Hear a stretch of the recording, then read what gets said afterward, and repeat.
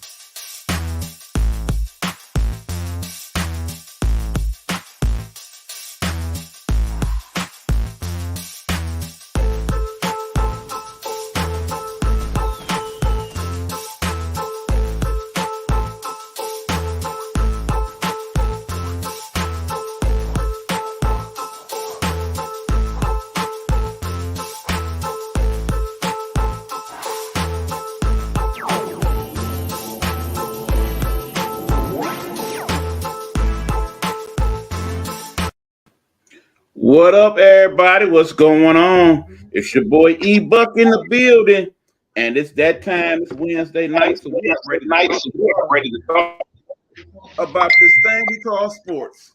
In other words, it's time for Gametime Audible. We are here, me and of course the man, the myth, the legend, the man with the master plan. There he is in that blue. That dude, Hugh Lee. What up, Hugh?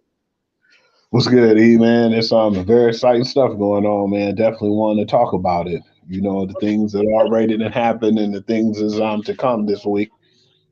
Yep. Well, before we begin, a couple things of note. One, thanks to all of y'all tuning in today. If you pop in for a second, please just stop in and say hi. We appreciate you doing that. Even if you just check out for a few minutes or for the whole show, we appreciate your comments on everything and all things sports. Second of all, for those of you who have been checking in on me, you know about my issue that I've been having with my bouts of depression. Things are getting better. We are progressing. So thusly we back on the air doing a little broadcasting. And I thank you guys for checking in and showing love. And I'm sure that my partner would appreciate y'all checking in on him as well. He been going through some things too. Not to put his business out there, but yeah, check on my boy, all right? Make sure he all right too. You good, Hugh? You good? I'm good. Where you gonna be, man? Cause you doing your favorite thing to do, talk some sports. So let's do that. Okay, for sure, man. Miss Felicia's in the building. What up, Fee? What's going on? Thanks for checking in. We appreciate you, boo. Can't hear really well. Still streaming. Just wanted to show some love. Thank you to my Poco cuz Julie for checking in as well. Checking in from Michigan. We appreciate you, my friends. So yeah, that being said, let's get it started. What we talking first, you? First off, shout outs to Felicia and Julie. Appreciate y'all coming in on the show, checking in. Absolutely.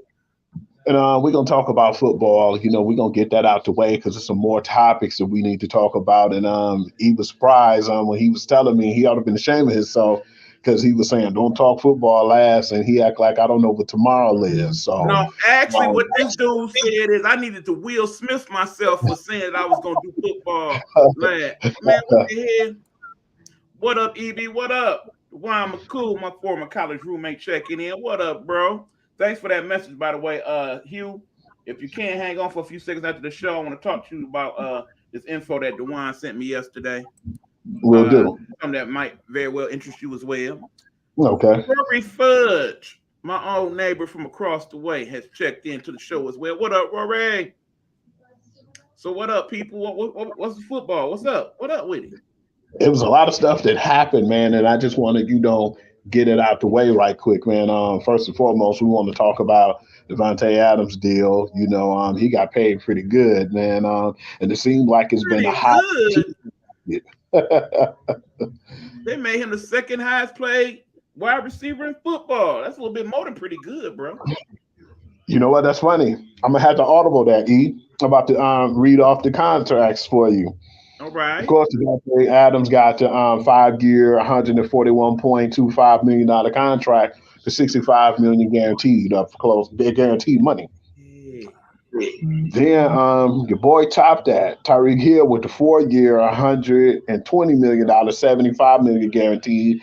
Yeah. But today, it's another wide receiver who got paid, who a lot of people thought was going to be on the trade market. And when they heard the rumor that, he was happy where he was, now your boy Stephon Diggs has a 4 year, $104 million contract, 70 million guaranteed. Now I must admit, when you talk about most of these free agent signings, most of them don't move the meter for me that much. It'd be like, eh. Now, granted, when we talk about the big deal in Cleveland, that definitely was a big deal with the whole quarterback and guaranteeing the entire contract of 230 mil. Of course, it was a big deal when we talked about your boy over there in Denver hanging out with Sierra Yes, down in the mountains. That was a big deal. I like to think this one is kind of a big deal as well. You got to give the man with the master plan with the big arm, they quarterback, that big target, okay? And of course, this gives him the big target that he needs to make things happen. Buffalo is definitely going to be in the mix. Remember, yeah, we got the toughest division in the history of football, probably now in the AFC West. But in the end, the East should be a lot easier route. And Buffalo needs to keep it that way so that they get home field advantage. And when it's time for the other ones to work it out in the West to see who's going to be the best of the rest, they got to come to Buffalo. And if you come into Buffalo, you got to be able to run the ball and you got to have that big play target. And I think if that happens, Buffalo is definitely my sleeper pick in the AFC. No doubt. definitely them having Von Miller just have something to say about it too, because Another great that was sign. a huge deal for them to get Even though, him. he is probably going to be a lesser version of himself, but I still think that will be some quality football played by him. That's going to free up people too on that defense. For instance, I've been disappointed in Ed Oliver, but then I had to apologize for that because most times the scouts go out there and they overhype some of the players, or they'll compare them to people who they shouldn't compare them to. And they had Ed Mm-hmm. Oliver compared to Aaron Donald, which I know that he hasn't been that impactful in the time he's been in Buffalo. He's been pretty quiet in Buffalo. Right. Just like they've Yeah, been comparing Thibodeau to Bruce Smith. And when we learn about this dude's work ethic and whatnot, that don't seem like that's going to be something he's going to be wanting to meet up to. yeah, because I look at it now and I say it was actually some pretty good dealings, because not only the Devontae Adams, but then getting a Chandler Jones over there with the Raiders, man, they're going to beat up each other. Whoever come out of that division, that AFC West, is going to be beat up and bloody. I'm talking about they done made so many moves just in that division. They could have an NFL package with just them alone and probably make some Yeah, good money off of it. I definitely agree. And then I don't know if you was hearing the news. There's been a rumor going around right now. The team's been calling on DK Metcalf. Yep. And one of the teams that's been calling apparently is our Lions. So I'm definitely liking that. Keep in mind, we got something that's very attractive to a team of Seattle, especially if they plan on picking a quarterback this year. And big ups for us to get that opportunity, man. We got two big things coming here to Detroit soon. First off, this season, before it launches, we have the Hard Knocks here in Detroit. So that's going to be pretty interesting to see what happens right over there by my Mm-hmm. job. And then in 2024 is the NFL draft. Those was two big moves from Detroit. And I'm Right. definitely And interested. hopefully when they show both of those things, they highlight a lot of the good things going on in the city and not so much of the bad. Though I do think it's important to show some of the not so nice parts of Detroit as well, so people know some of the things that we're going through in terms of that as well. That definitely needs to be paid more attention to, man. It seems like that always get the back burner. Absolutely. But yeah, Yeah, apparently we have put in for getting one of the next couple All-Star games in the NBA that's available. So I hope we get that also. yeah, because they've been trying to do some good here. And like you said, it's always that bad, And I'm not talking about bad as far as the crimes and stuff, I'm talking about the bad as more or less how we've been neglected for so long. True. Crazy And of stuff course, like the we ain't gonna let pandemic did not help. And the fact yeah. that we've been undercounted in the census does not help as well. But we're gonna keep it sports. We're not gonna go there. Oh yeah, absolutely. Because we can talk about that for days. You Absolutely. know, but yeah, man. And some more news too. How do you feel about? I've been hearing rumors now. Well, it's not rumors now. He actually went out and said it on TMZ. Gronk said he's not ready to commit in the 2022 season right now. Gronk has gone through a lot in his NFL career. I think the reason why we don't get commitment from Gronk right now is two things. One, pain management. He been playing injured for the better part of his career. These last 3-4 seasons, he has not been completely healthy at all, and the practice does not help that pain management. So the less OTAs in the summer he has to go through, the better for his body, I think. Second reason is because I think we already know what his decision is, and they already got a spot ready for him. He going back to play with his boy Brady. I think that's the only reason why he came back in the first place. Did you see that video that I showed you? This was a while ago too, when we mentioned when Brady first came back out of his retirement, and then it wasn't no commitment from Gronk. I gave you a video of him talking to the people in Tampa at the barbershop saying, "Yeah, man, time came back. He finally decided he wanted to come back and play football, but he left me hanging that whole time, not knowing what was going to happen. So I'm going to make him sweat it out a little bit too." But he was basically saying it's more than likely he'll be back in Tampa. He just If he's basically coming wanted back to to, the NFL, that's where he going. Book it, okay? If not, then we most definitely will see him in WrestleMania next year. That's my word. Speaking of, man, do you want to jump into that since you already threw it out there? Well, no, I still say we got a little bit more football to talk.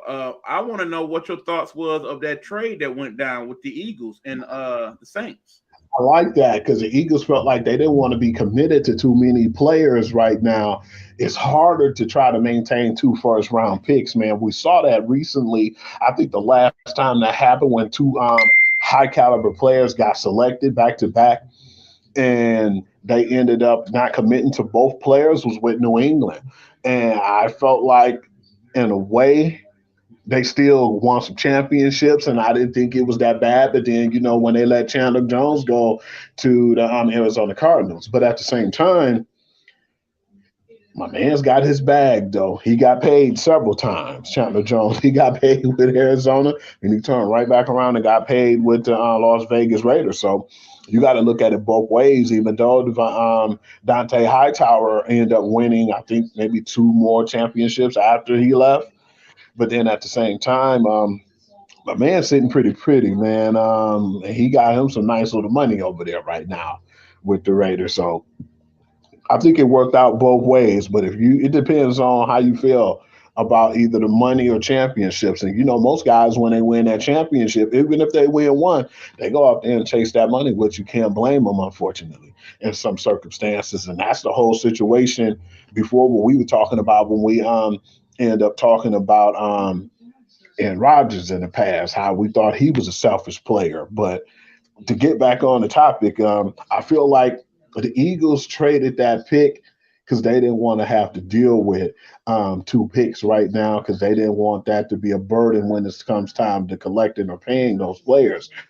And in a way, I feel like the Saints did well getting that pick because they need more high caliber players around them. And I think after they missed out on Deshaun Watson, they definitely want to try to add a little bit more collateral to that team. Well, see, here's the thing. I think people are thinking more in terms of what benefits that team and what doesn't. I think, overall, we're looking at the upcoming draft, and many people are saying that this draft, this ain't chock full of a lot of NFL ready, game changing individuals. You got a lot of good players, some people that have some great upside, but there's not too many just immediate Hall of Famers checking into the lineup. I think the same could be said of the NBA when we talk about that in a little bit. But that being said, when you own an NFL franchise, you got a cash cow. You're gonna make money regardless. Television contracts get bigger and bigger. And then, of course, with the adding of the USFL, something we definitely should talk about more next week, seeing that the season gonna Yeah. start Hey, I'm gonna on this definitely check team that right now. out. What was that, They E? already advertising the E. I saw the commercial. It looks pretty good. I thought it was Absolutely. some okey doke bootleg commercial. No, man, that commercial was official. Right. Shout out to all the ladies checking in today. We got cousin Marley, we got Faith checking in. We got big female audience checking in. Hugh, what do you think of that? They think they liking Love what they it, see man. over there with that gray beard? I think they We liking definitely that gray beard, bro.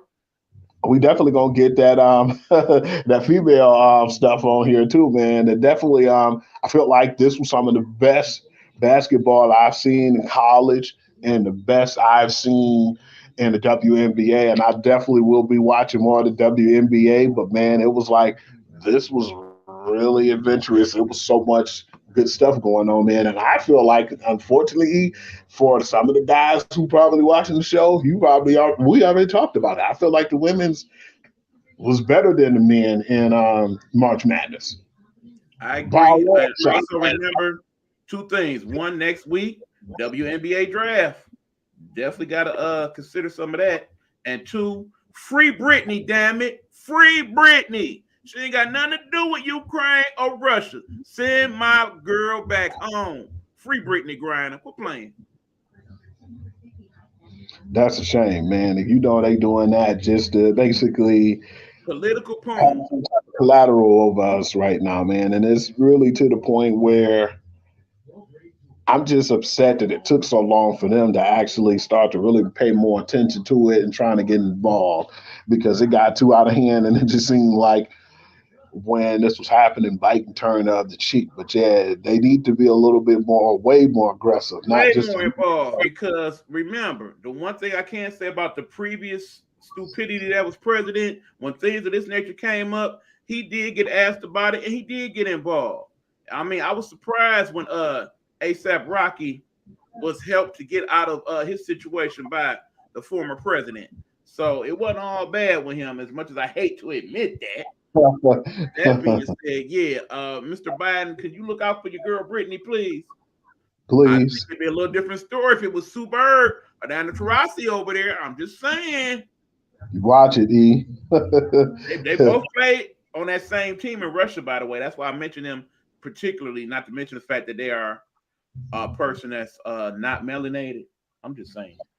But facts is facts, man, Facts and is it's sad facts. to see when stuff like this come up and it be presented that it gets to the point where people want to hide and they want to, be quiet or act like nothing's happening. But yeah, man, this is just really embarrassing right now for America because I feel like he should have been did something and make that happen. She's been in there for too long for something she didn't do and no crime she didn't commit. So it's time to him to, at least make an effort to do something because that lady over there just sitting around for no apparent reason, man. Well, she had no reason being over there for something that was even more totally ridiculous. So, Right. right. I know one thing. If I'm her, I'm not going back over there. I'm about to find another team in some other foreign country to get my main money Pretty from. much. Though it would be nice if the WNBA start paying our athletes what they deserve. That way they ain't got to go play overseas. Ladies, that money, man, and we wouldn't have to go through all this stupidity. Right. But we'll talk about that another day. Anyway, let's move on. What we got? What we got? Now I want to talk about the NBA, and I want to talk about that because I wish that Pastor Tillman was on the show because a lot of this is going to impact what we have to say. The Lakers lost last night, and they're not in. They can't even get the play-in game.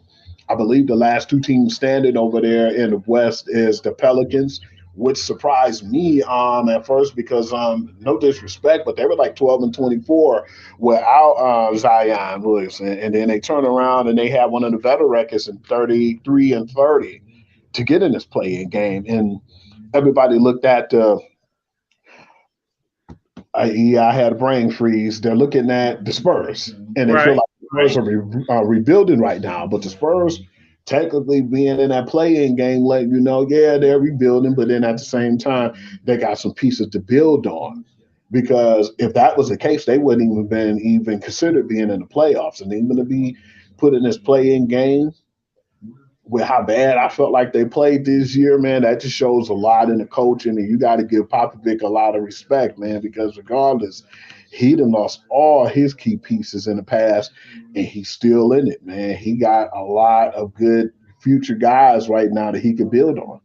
Right. Now keep in mind we got about 3 games left in the season for most teams. But at this point, we've already determined who's going to be in the playoffs. So we can talk about that. Okay, you talking about the Western Conference, let's go there.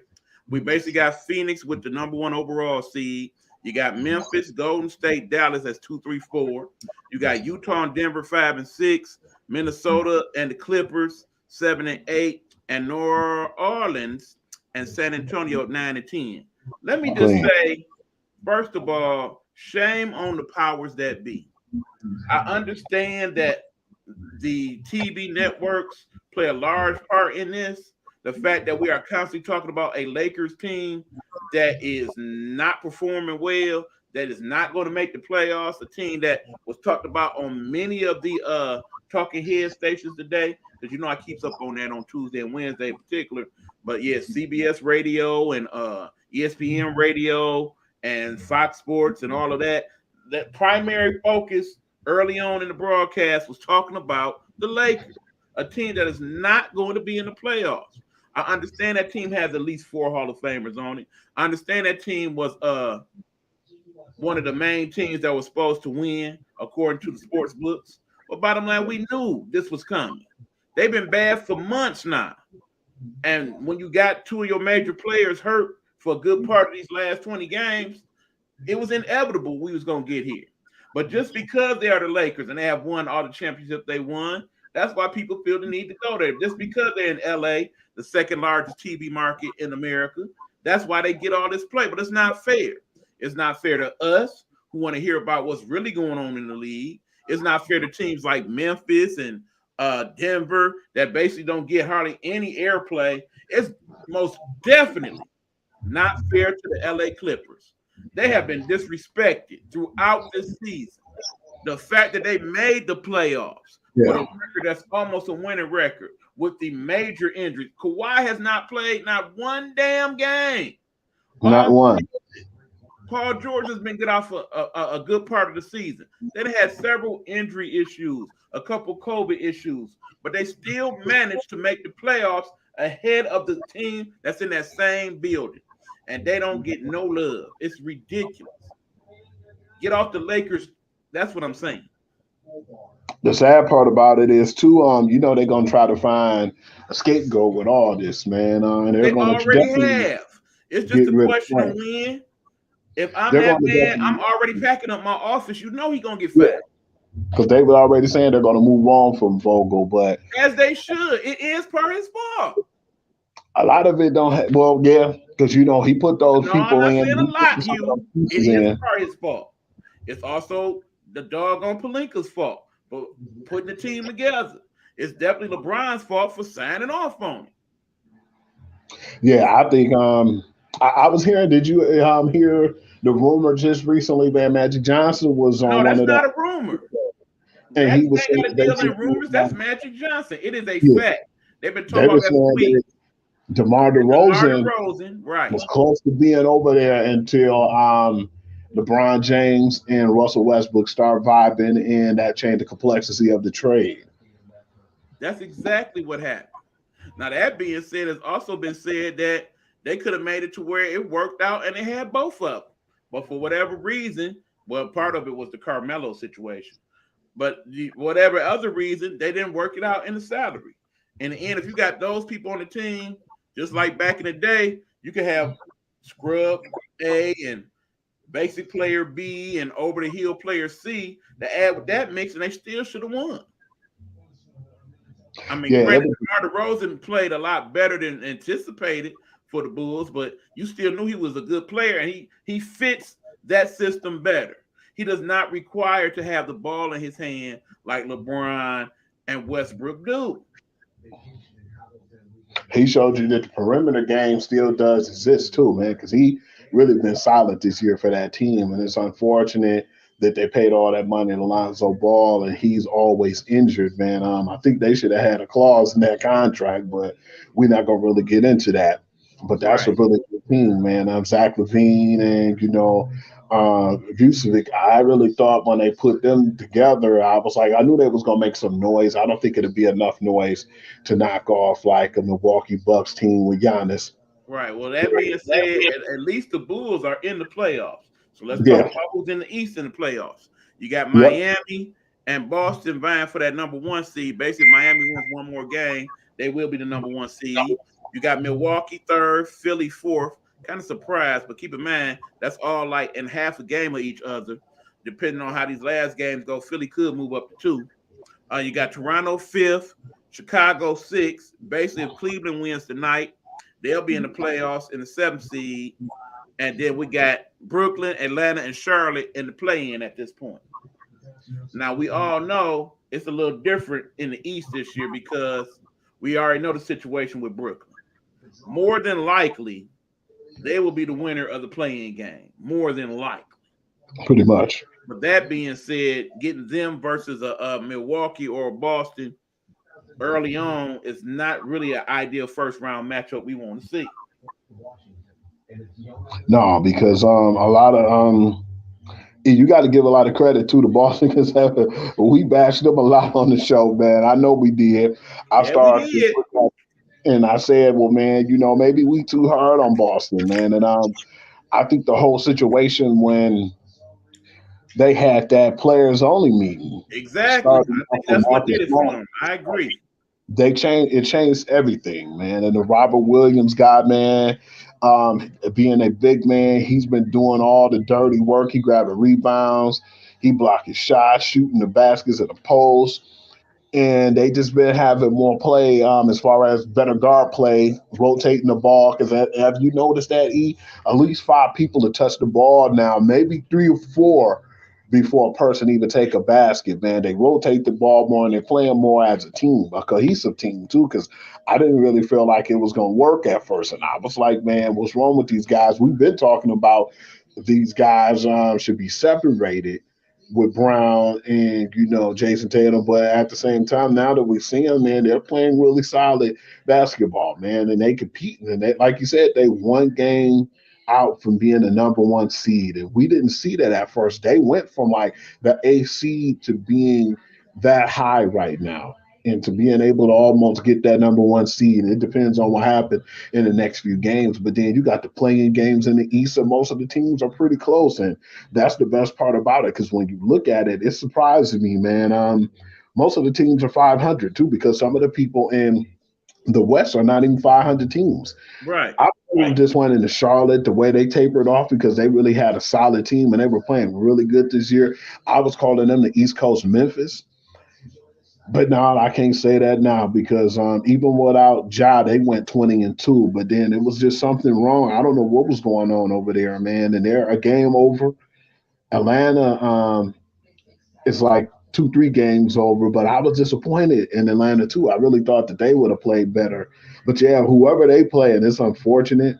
If Brooklyn has to play that game, the playing game, whoever they play, I definitely believe they're gonna win because not only is it a healthy Brooklyn team, but then now they got, all the pieces playing together. And when they took off that mandate in New York, now Kyrie playing, yeah, man, they're gonna be a force in it, man. And I wouldn't look at their seed and feel like they couldn't go anywhere because they're gonna go as far as KD and Kyrie can get them. Well, basically, I think Kyrie needs to give a little thanks to the Yankees and the Mets. I think if not for the influence they had on the mayor in regards to changing that, particularly for the private sector teams and things of that nature, I think we still will be having that mandate in New York, especially now that numbers are starting to go up slightly across the country. Unfortunately, even today here, I learned that our numbers are going up slightly, Oh not by a yeah. great margin, but enough to be slightly concerned. Yeah, Mm. unfortunately, that is the case. The new variant of the COVID is starting to kick in terms of large parts of the country because it's being said that it is far more contagious, and of course, with a lot more events that's going to happen in the next few weeks because of it being warmer. Something to keep an eye on. Not go deter our plans, however, sir. But yeah, we will be masked up, okay? Oh yeah, most definitely, man. What he talking about is we hitting that Yankees game on the 20th, man. The Detroit Tigers and the Yes, Yankees. sir. We Yes, sir. definitely want to do something, man. And we were talking about getting one of these events going. Unfortunately, man, E, what day is that on? Is that on Wednesday? That is on a Wednesday, sir. Yes, I've Mm, already considered that. We will be changing okay. Game Time Audible to Thursday, obviously. Okay, for sure. Cause yeah, man. Hopefully we can sneak some pictures in and whatnot. Because I would definitely be having my camera out. But yeah, definitely waiting and looking forward to seeing that. Absolutely. But yeah, just a couple things in terms of NBA. We'll talk about our players of the year and all that next week when the regular season Okay. is over. But outside, of course, the Lakers, what team were you the most disappointed with this year? Like I was saying, man, I was more disappointed than Charlotte Hornets and Atlanta Hawks, man, because the Hawks were just coming off almost going to the finals, man, and to play the way they did, man. They didn't play with a sense of urgency. Well, Brooklyn, we know that a lot of the issues with them was because of Kyrie and the mandate in New York. But then I felt like Charlotte was a really fun and exciting team to watch, and to see how they just collapsed at the end of the year was disappointing to me. I feel like this year it's shifted though, man, because now we looked at it before, like how powerful the West was and how weak the East was, but it looks like it's the other way around now. That's why I'm not really disappointed with a lot of stuff that happened in the West, because I expected it to happen. And as you see, the shift has finally came, and this year was a power shift in basketball. And I Well, I think that say that's yeah, more or less an anomaly, Hugh. I think when push comes to shove next year, the West will be back in form. I'll kind of explain why as I give you my thoughts. First of all, the most disappointing team to me this year, outside of the Lakers, definitely the New York Knicks. I really mm, expected a lot more from them. I really expected them not to only make the playoffs, but getting that top 3 or 4, and that did not happen at all. It is a sad situation that we did not get quality play. Keep in mind, it's bad for the league in general when Los Angeles and New York don't have good teams. Okay, we know that because those are the two big markets. Fortunately, Boston's doing well. That's the third largest market. Chicago's doing well. That's fourth largest market. So that helps out some. But overall, I really wanted New York to be on. And I really thought that they would be doing well, especially when they made that move that they made with Atlanta early on in the season. But hell, that dude ain't even been playing. Not at yeah. all. Did, did he get injured? I don't know. I've seen him riding that oak big He time. might have got injured. Now, like I said, you didn't got RJ Barrett. He didn't definitely showed up and showed out this year. He is Yeah, playing a he lot did. better. How crazy that is. Because remember, back in the day, they were saying he was the number 1 prospect coming out of college. But then, of course, his boy Zion took over, and we all know how that went. But that being said, that's the other thing that disappointed me this year with the injuries. The injuries to Zion that lasted all year. The injuries to Murray over in Denver, where he basically never got on the court. The unfortunate Simmons. injury that happened to Dame Dollar, where that took Yeah. up a large part of his season. Of course, AD not being healthy once again. There's a few of them. I mean, what happened with Yeah. Lonzo Ball? Simmons. Because Lonzo Ball was playing really good up until the time he got injured. Of course, what happened to Steph Curry? The fact that they didn't get Wiseman back. There's a lot of injuries that's Yeah. definitely going to affect how the playoffs go this year, and it's unfortunate.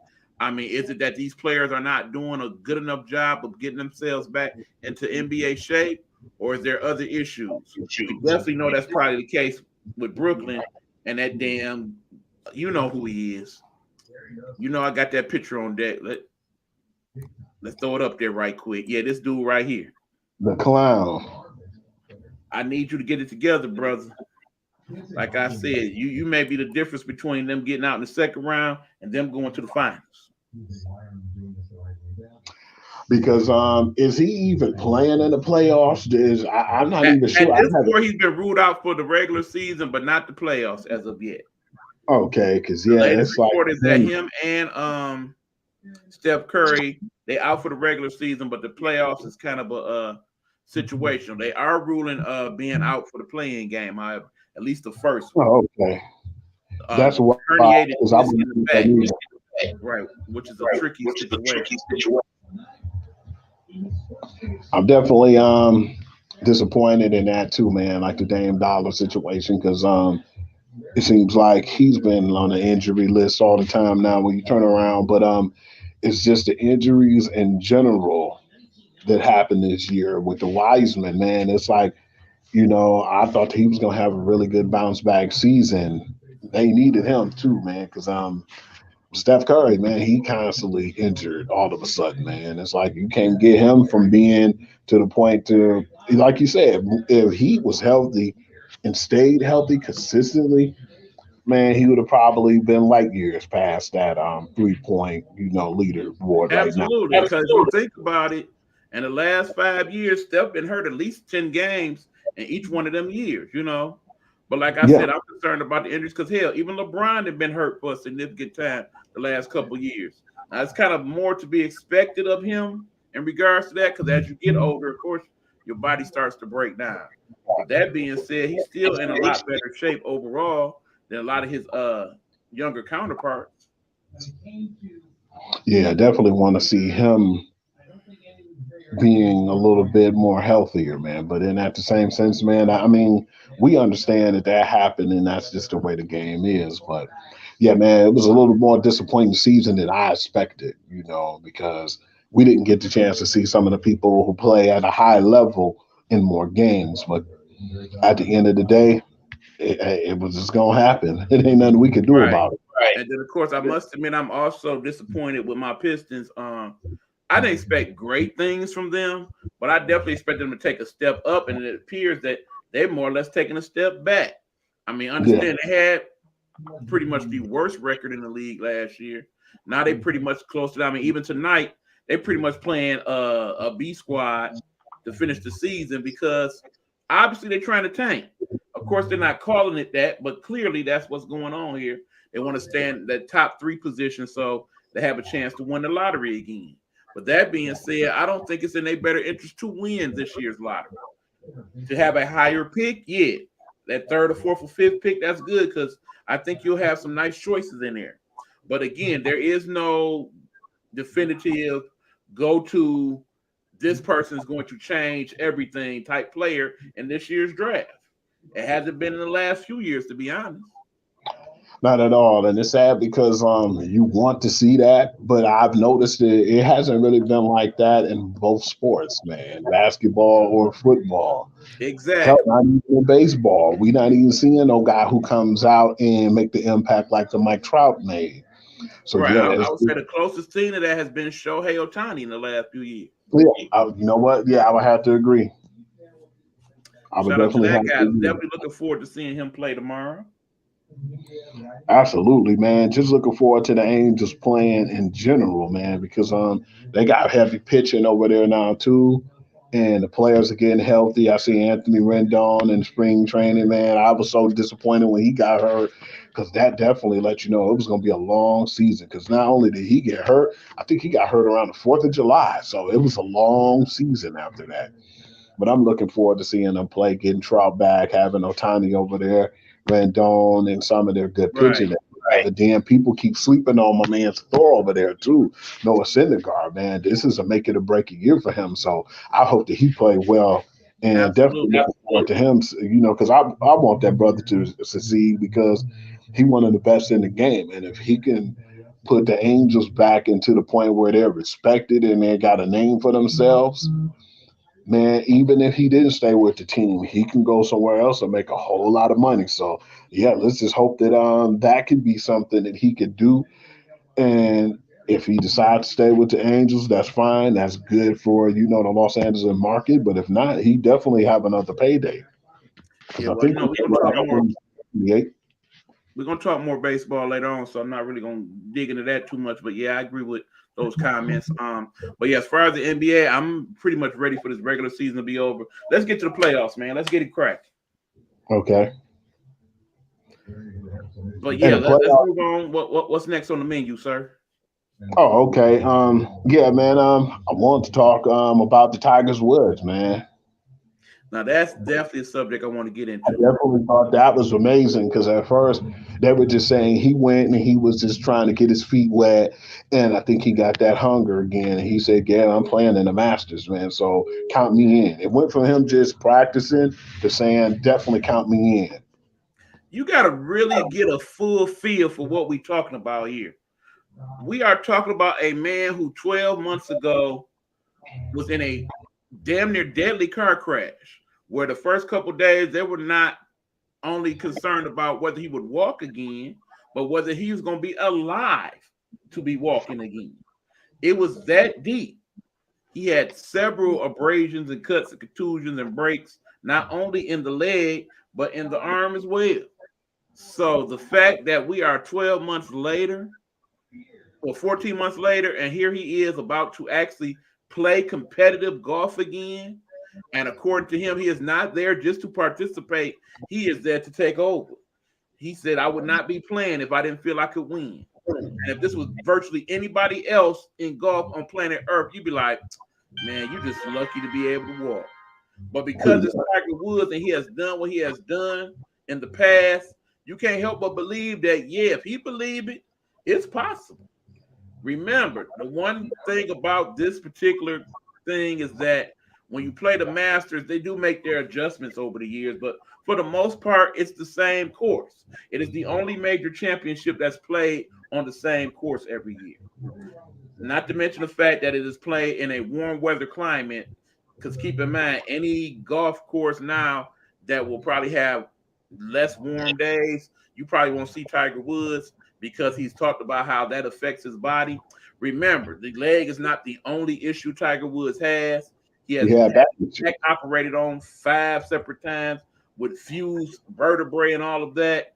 Most people will just be doing good just to walk around. But not only is he doing that, he is playing competitive golf, not just regular run of the mill golf, competitive golf, to where his peers are saying, yeah, not only did he play, but he looked good. So that being said, I of course am pulling for Tiger Woods. One, because he was my grandmother's favorite sports athlete, God rest her soul, but also because this will make for the best sports story, not only of this year, but the decade, as far as I'm concerned. If Tiger Woods, after all he has been through and all of these years, can come back and once again win the Masters one more time, that's something we will be talking about all year long.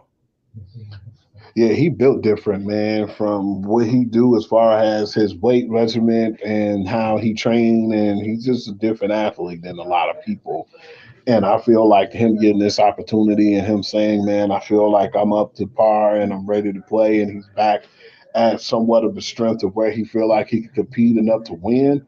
That's good, man. And not only is that good for the sport, it's good for a lot of the sponsors because man, they be licking their chops to sponsor him, man. Despite all the stuff that happened with him in the past, he makes for good television and he definitely helped with the ratings.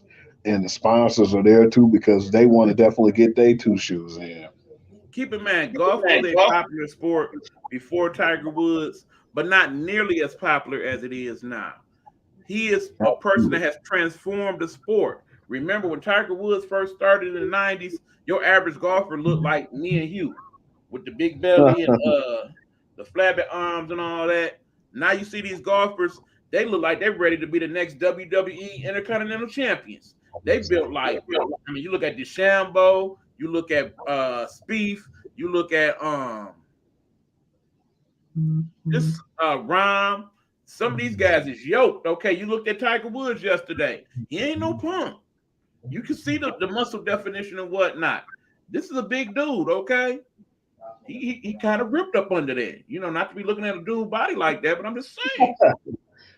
But all that being said, I am definitely wishing him nothing but the best this weekend. Will he win it all? He kind of like Brady with the Patriots. You never can say never. But he'll have a hard time pulling it off, I think. But that being said, if he can at least finish in the top 10 or top 20, that's a win. If he basically makes the cut, that's a win. You know what I'm saying? I'm just happy to see him. Golf is happy to see him. ESPN was definitely happy to see him. Sports in general is happy to see him because when all is said and done, we talk about our goats like Brady and Jordan and whatnot. I go back to a quote from Jordan, who was actually one of his good friends in real life, and he basically said, "I have a hard time these days being around Tiger because it's hard to not let my friend know I don't think you ever gonna be the same again." And that being said, he not only went on to prove him wrong, but many of us wrong. I don't know how many of the talking heads was like, yeah, Tiger's done. He's not going to be able to win any more tournaments. He ain't even making the cut these days. I remember all those hard days. So the fact that we are still here with a 46-year-old Tiger Wood, who basically, if he can continue to manage his pain and play well, we still might get another 4 or 5 years. He still might actually break that record of Jack Nicklaus. Not that he needs to, because if he retired tomorrow, in my mind, he is not only the greatest golfer who ever lived, he is one of the best athletes who ever lived. Agree. And to put everything that he did in perspective, man, is something a lot of people can't understand because from what he's went through to the back injuries and all the agony that he went through to still pull out these wins and to be to the point, like you said, this man, not only was we even thinking about him playing golf, but even walking again. And to be in a situation where he started playing with his son and going out there and competing and now in the Masters, and that's crazy. It's something that Right. never could imagine that it happened. I didn't imagine this happening a year ago. And that being said, you start at least to think about the fact that it's a good possibility that his son might follow in his footsteps. Now you want to talk about two kids that's gonna have the pressure of the world on them. If basically we get Charlie Woods and Bronny James playing competitive sports at the same time, with their fathers being who they are, man, the weight of the world gonna be on these kids, and it's not fair. It's not fair. But I mean, even if young little Miss Williams ends up playing competitive tennis, the pressure that will be on that kid. We seen what happened too, man, how it can make or break kids. Just look at Michael Jordan's son and Patrick Ewing's son. Absolutely. They're not even heard of right now. Hell, none Right. of them even competing at a high level. Right. But that being said, it's a lot of people's kids that's coming up in the ranks. You got LeBron, both of his kids playing competitive. You got your boy D Wade. Of course, you got Carmelo Anthony's son playing pretty good. Hell, you even got a couple of WNBA ladies got kids playing. So that's gonna be interesting. Yeah, absolutely. Don't forget about you advertised her a lot too on the show, man. Dennis Rodman's daughter. She's actually doing pretty good in the National Women's Soccer League. She won That's Rookie of good. the Year, in fact. So she's actually making out very well. That's really good. Good to hear. Um, on that note, man, I got to get to something that the men's side of the championship bracket, the championship game. Well, before we go there, we got to give some love to Coach K, man. No, I mean, absolutely, man. We got to as give his flowers. right. Bottom line, I am a diehard Michigan fan, as you all well know. I was born and bred to hate Duke with everything within me. But that being said, you can't help but respect the job that Coach K did over these last 40 odd years, being the winningest coach in the history of college basketball, basically sending over 100 plus people to the league, many of them in the first round. You got Grant Hill as a Hall of Famer under his tutelage. So, yeah, you definitely leave a lot of resume and legacy behind at Chapel Hill. When he first got to Duke, them first few years, he didn't even have a winning record. They were ready to fire him. He talks about this openly. That basically that next year was like, you either make it to the tournament or you're done. And after that, it just got rolling. And look what he accomplished. Yeah, but regretted that, man, if they let him go too soon. Yeah, who knows how it Definitely would have turned out. is. And then, of course, it did not help. It did not hurt that you got the recommendation of the great Bobby Knight, who he basically credits for even getting the job in the first place. Keep in mind, he was at West Point. West Point didn't even have a winning record when they gave him the call to come to Duke. So just the fact that Bobby Knight believed in him enough to make that happen. And look what happens from there. He literally changed the game of college basketball as we know it. No It team definitely in college basketball history probably been on TV as much as Duke. no. It would have been nice to see them pull it out too, man. At least get that one last hurrah for him. But I still feel like with the team they had, they did pretty good in all efforts being said. Right. That being said, you got at least 6 kids on that team that's probably going to be in the not the NBA sometime in the next year or two. So, shouts out to him for finishing strong at least. And I must admit, I'm curious to see what he does in his future. I mean, of course, there's been television calling for him to come on through, but I would not be surprised if he basically just shuts it all down. That you don't see him at all. He just basically goes into private life and just lives out his days just being grandpa. And you know what's crazy too? I want to know what's going to happen as far as with the Olympic team, man, because with his tutelage, some of the guys, man, when they were there before they even met Coach K, man, before they went to the Olympics, it seemed like they'll be decent players, but they end up having some type of different edge to them once they got finished being coached in the Olympic team on that level. And I've always said that too. Every time I see a player who I thought was decent, and they like just take their game to a whole nother level after the Olympics. And I'm like, damn, what Coach K doing to these guys? But at the same time, you got to imagine what he's done for all those kids at Duke. And not even that, but the impact he has on the NBA as well, because them Olympic teams, well, his tutelage, man, it's like these guys come back totally different. They take the game to another level going back to the pros. So, yeah, man, not only can we thank him on a college level, man, we got to thank him on the NBA and the pro level too, because he's definitely been a really good coach, man. And to be a coach to the Olympics and Duke for that long, man, damn, it's like that guy has impacted a lot of our men's sports, man, in basketball. So ain't nothing but respect for him. You got to definitely give him his flowers. And think about it. He had to deal with the one and done situation in the last 10, 20 years. So if he actually had teams much like Coach Oriema, who, of course, I'm going to talk about a little bit later, where most of the people end up staying till their senior year, imagine how many more wins he probably would have had in terms of that, how many more championships he could have won. Think about it. For all that's being said about the Zions of the world, if there was not a one and done and you had to stay to your senior year, he would still be at Duke right now. Think about what type of team that would have looked like with a Zion, with a RJ Barrett, with a Cam. That would have been that'd have been a hard team to beat. And I look at it too, and I feel like a lot of them guys, like you said, with Zion prematurely leave, some of them guys, man, should just stay for like 2 years. And I remember Charles Barkley talking about that in the past.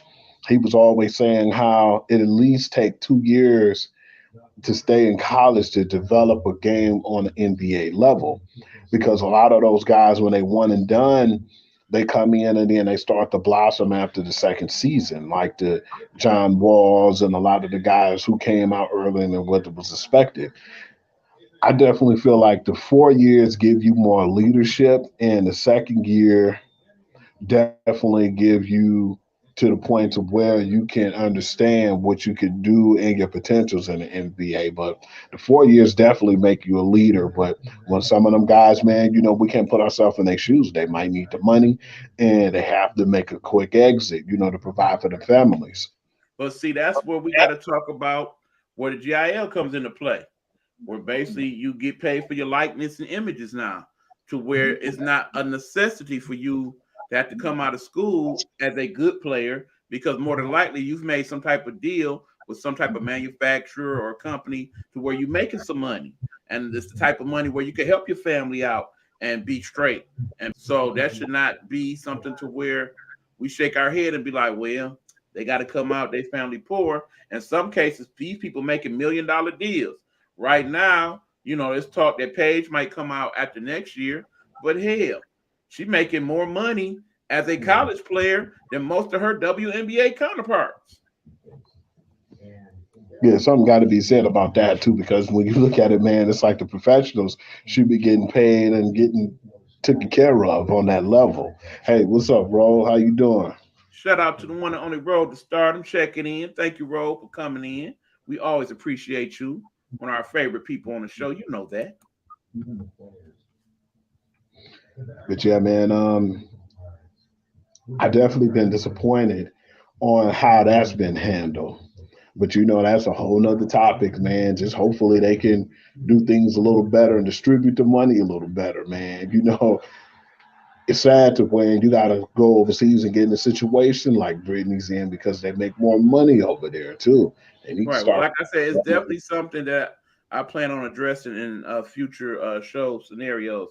We'll talk about that later on. But definitely want to get down to that men's championship game. What were your thoughts on it, Hugh? I didn't think North Carolina was even going to be there. Remember when I told you in my brackets, I thought they were going to lose to Baylor. But it showed a lot with Hubert Davis, man, and them going there. But at the same time, though, I still said it showed a lot for them to be up like that, look like they was going to run away with it. For Kansas to make that miraculous comeback and win, I looked at it like, man, they choked big time even when they won against Baylor, but to choke all the way completely at the game, the championship game, after being up so much, I was just surprised, and I was like, what were the adjustments at? But I can't really just discount Kansas like that because they're a hell of a team. They were a number one seed, and they were a number one seed for a reason. But at the same time, you still got to question Hubert Davis and his adjustments. Thought that they would do a little better than that. That would have been like history, man, to be an A seed to go out and take down the one seed, too. That's never really happened. Most times, the one seeds win those championship games. So I just felt like, with that being said, it's sad because Brady Manick and I believe Caleb Love and a lot of those guys will be in the pros. I don't know how soon in North Carolina will be able to rebuild on that. Let's just hope that they could try to go through and do something or get a positive out of that negative. Because when I saw the game at first, I was just coming off of work. I got home, took a shower, and got ready for the game.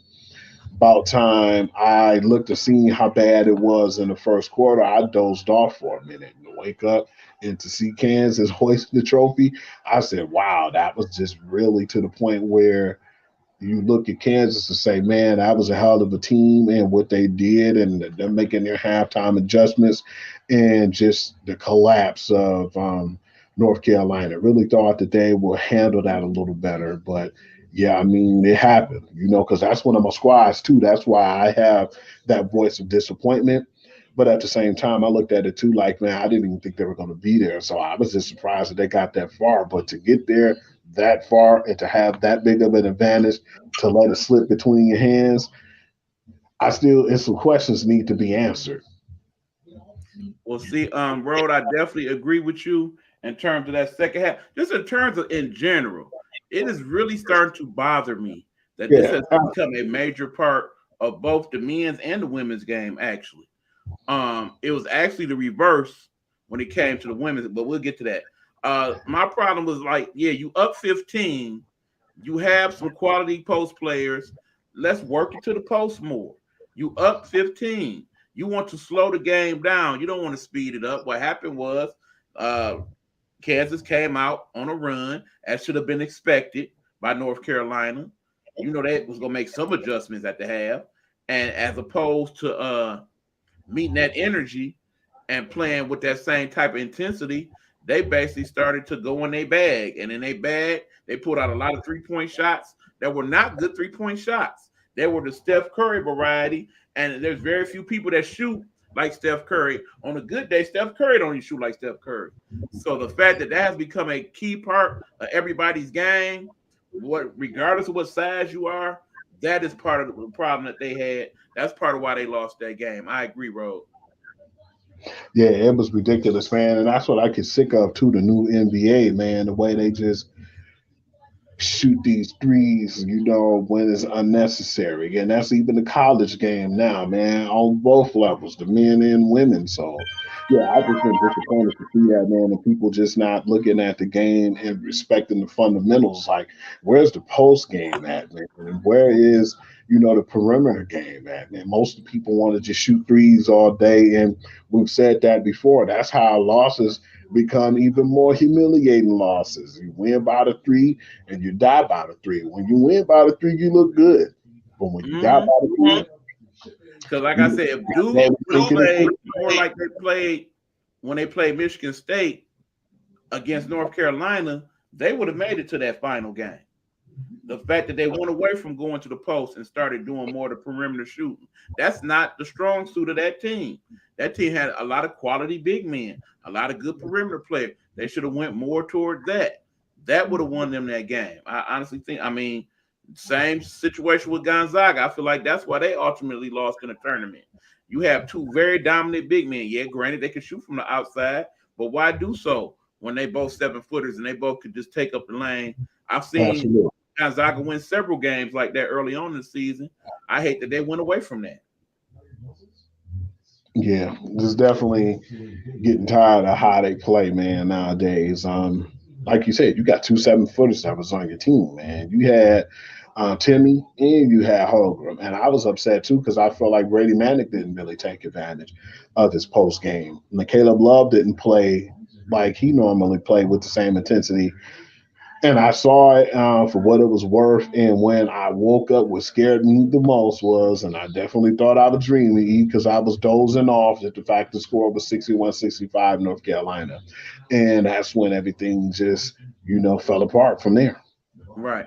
I ain't gonna lie. I fell asleep slightly around halftime myself, and I didn't find out to the next day who had won. It I was was shocking out of me. I was slightly shocked, but not completely so. I mean, bottom line, like you said, they were number one seed. Usually, one of the number one seeds makes to the final four, and usually that's the team that ends up winning the championship. I mean, granted, there were a lot of major upsets in this tournament. A I know lot. our bracket was completely trash, but all being said, congratulations to Kansas on their second national championship. Keep in mind, there's not a lot of teams that can lay claim to having a coach that has won multiple championships. There are very few of them on the men and women's side for that matter. Speaking of, we about to get to the women's side. We're gonna talk about the women's championship game. And I actually have the opposite opinion when it comes to that game, but we'll get into it. What was your thoughts, Hugh? I thought that I was a little disappointed because I thought that UConn was going to play a little bit with more intensity because we've seen the game, how both them and South Carolina played earlier in the playoffs. And in the game, we was like, man, if they continue to play like this, they're not going to make it, and we might not see a South Carolina UConn championship, which in fact we actually did. I felt like UConn played better, and they really stepped their game up, and South Carolina did the same. And when they went on to face each other, I said, man, this is going to be a pretty decent game, I hope. And I just felt like the intensity didn't match in the game. I felt like at one point, UConn came back in the game. And I said, okay, now we have a game. But it just seems like the big women on the team, speaking of Alea Boston and Carmela Cardoso, it seemed like they were unstoppable, man. And it got to the point where it really got out of hand at the end of the game because I thought at first when UConn made that run that it was going to be more of a closer game like the men's side with North Carolina and Kansas. But I felt like they were trying to shoot too much too and do and take unnecessary shots. And I just felt like Alea Boston couldn't be denied, man. And I felt like they wanted it that badly. And I had to give props to Dawn Staley for winning her second title, too, with that team because she have a lot of accolades on her resume. Well, that being said, I think we saw that game a little different. Now, granted, this coming from a person who is a diehard UConn Lady Huskies fan. But that being said, here's a few things. First of all, congratulations to the South Carolina Gamecocks. Actually last year I did pick them to win it all, and they didn't quite make it. In the end, I must admit, yes, I voted with my heart and not my head. As you know, if you looked at my bracket, you know I picked both of them to make it to the championship game. So I was Uh-huh. absolutely right on that. But in the end, I felt like UConn, based on what I was seeing later in the end of the season, had finally came together. They were finally healthy, and they would come together and play a more dominant defense and do a better job of scoring. Neither one of them was the case in that game. South Carolina was very dominant throughout, but I disagree with your assessment that it was Aaliyah Boston and Cardoza that were the big factors in that. You definitely got to give the credit to that point guard, Destiny Henderson. She was the reason why they won that game because she was definitely that night the best player on the floor without question. She guarded Paige Beckers and basically held her to 15 points. I mean, Paige being Paige, she did get some of it in, but bottom line, she was way quicker than anybody on that floor. She shot well. She was a good leader. She made sure that when she was not available, that she got it in the post to the big people, and they did what they needed to do. And she was just excellent defensively all the way around. She definitely is the reason why they dominated that game. Now that being said, Aaliyah Boston has basically won every major award this year in women's college basketball, as she should have. She had a double double damn near every game, and she's surprisingly good defensively, considering her body type. But she is a lot quicker and faster getting up and off the floor than people would give her credit for. So I definitely think that came into play. Her defense in that second half, in particular, is definitely why that last little run by UConn just died. But I also must say that the thing that really disappointed me from the UConn's perspective is one, yeah, AZ Fudd, what happened to you that night, boo? Now they basically said that AZ was sick throughout the day, and that's why she played so poorly. But I'm wondering how much of that was sick, and how much of that was just the big time. And Yep, then the big lights. I'm not ready. It from what I'm looking at, I don't know if she has the killer instinct that Coach Oriema would want her to have. Now, in the end, it was clear that the plan was to get it to Paige and let her do what she do. That worked out well in those last couple rounds before that game. Basically, if they would have played the game that they played against Stanford against South Carolina, that would have been a lot closer game. But I still say South Carolina would have won it regardless because in the end, though Aaliyah Edwards did a good job of slowing Aaliyah Boston down in the first half, bottom line, talent just won, you know. But the shooting is what concerned me. And like I was saying with the men's game, they should have went inside more. I think it's the opposite of UConn. They should have shot more from the perimeter. They usually a good perimeter shooting team, but they basically was scared to take the shots. Aaliyah Edwards was open in the post. I don't know how many times, you know, like in that high post, and did not take a lot of those shots. Those shots that we've seen her hit a lot in those last few games up until the championship game. I think that Olivia Nelson Adota, the other big man, she did okay defensively against the other big, but she does not an offensive factor really at all. It definitely would have helped if Miss Duhas, who unfortunately got the wrist injury, if they could have threw her in the mix because she had a type of versatility that the other South Carolina big men probably could not have dealt with to that degree. I think that would have helped them. But ultimately, like I said, South Carolina was just a better team. They were better built for it. They were consistent throughout the year. They had very few injuries. They were the older, more established team. And I think that is ultimately why they pulled it off. Yeah, I've definitely felt like they came in with a tense squad over there too, man. And Destiny really stepped up last game too before they went to the championship game. But all hands was on deck too that I've noticed. And it's a really good contest at the beginning, and when they start to make their run, but like you said, once that run was stopped, it just seemed like they were lost, and you kind of didn't have no answer. That's basically all it was to me. They just didn't have an answer for what happened. Right. I mean, bottom line, UConn is a team that was built to be in the league and increase that lead. They are not a team built for coming back. And basically, in pretty much most of the losses they had this year, that was the case. They would get behind and they got too far behind and they couldn't make up the difference. Now, that being said, I'm real interested to see what type of big people that UConn brings in. I also will say that shout out to both Coach Oriema and the coach from Stanford, Coach Vandermeer, for pointing out before the tournament that they thought this would be a great tournament because there's a lot more parity in women's college basketball now because there's a lot more camps for women, a lot more road teams and things of that nature to where a lot of the better players are getting to play with one another even before they get to college so that when they do come, it's more of a competitive edge throughout as opposed to just those 3 or 4 teams that we used to seeing over the years that have the great players and then everybody else kind of work with who they got. So you definitely saw that throughout the tournament. And I'm real interested because what I've noted in the last week since the tournament on both the men's and women's side is that the transfer portal, where now you could basically say, well, I don't want to go to the school no more. They don't play me. I ain't getting enough playing time. I'm not getting enough exposure. I'm going to the transfer portal. And at that point, teams could come up and be like, okay, we're interested to see what you think about coming here. And I'm interested to see how that plays into the narrative in the next year or two. Now that basically if you leave the transfer portal and sign up for a school, you can start playing right away as opposed to how it used to be in the past, where basically you had to wait a whole year when you transferred before you could play. What do you think about that, Hugh?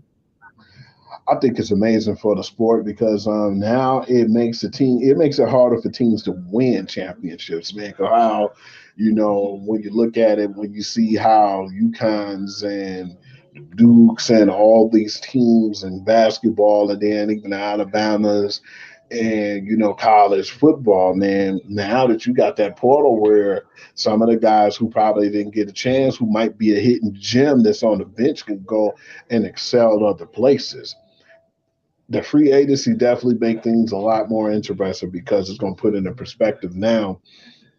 Okay, I'm the best player on the team, but I still feel like I'm not getting my respect, and I want to go somewhere where I feel like I can excel. Even if you're the best player, now imagine the guys who are on the bench who don't think they're going to get a chance. But even some of the better players are saying, man, I feel like they're not using me like they said they were, and I want to go to a team that appreciate my talents. And that's definitely making it interesting in the sports world because free agency in college was never heard of. And now you get that opportunity to say, I want to invest in me and invest in getting my draft capital up a little higher. That's amazing because we never thought that we'd see this in so many years and watching to see it now with this portal and how people actually take full advantage of it now. I think that's a good opportunity, man, because it makes it almost on the NFL level now when it comes to the football, and it makes it on the NBA level when it comes to the basketball. So, yeah, that's interesting because of the fact is we don't never want to see a team, and selfish as I may sound, be as dominant or just stay on top of things, man. You definitely want to see the shift and to see the teams not be so as dominant as they have been in the past. Right. Well, also keep in mind, Hugh, I think it makes it fair when you consider that most coaches, usually if they have a good season or two at one of the lesser colleges, that throws their name in the mix for the next big job. And then basically they go take that job. And now the kids that you done recruited, they stuck where you done left. And now they like, well, the coach that brought me here, the reason why I came is no longer here. And I'm stuck here because I'm not able to do nothing. Now that the transfer portal is the way it is, basically, if coaches leave, now the players have that same opportunity to be like, look, I'm only here because the coach so and so. He ain't here. I don't want to be here. I mean, perfect example is Coach Riley, who left Oklahoma to go to USC. Several of his players from Oklahoma since that time have entered the transfer portal and went on over there to USC with him. But also, some of them went on to other places. So Oklahoma, on the one hand, has a problem because they got to restock. But on the other hand, with the transfer portal being so full, you got the opportunity to pull out a variety of different players and make them stronger level stars where they wouldn't have been at, say, a Division II or Division III school or something to that effect.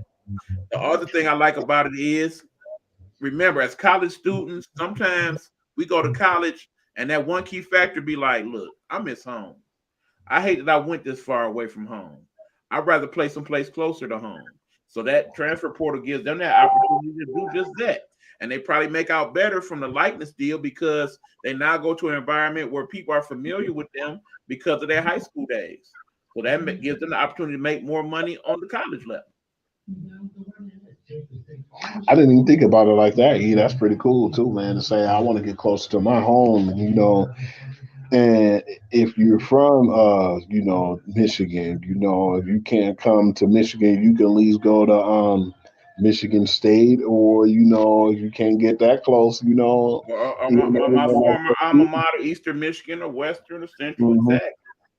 Wayne State, there's options. There's always options, but you'll be in that home, or you'll be closer to home, and you don't have to worry about being so far away.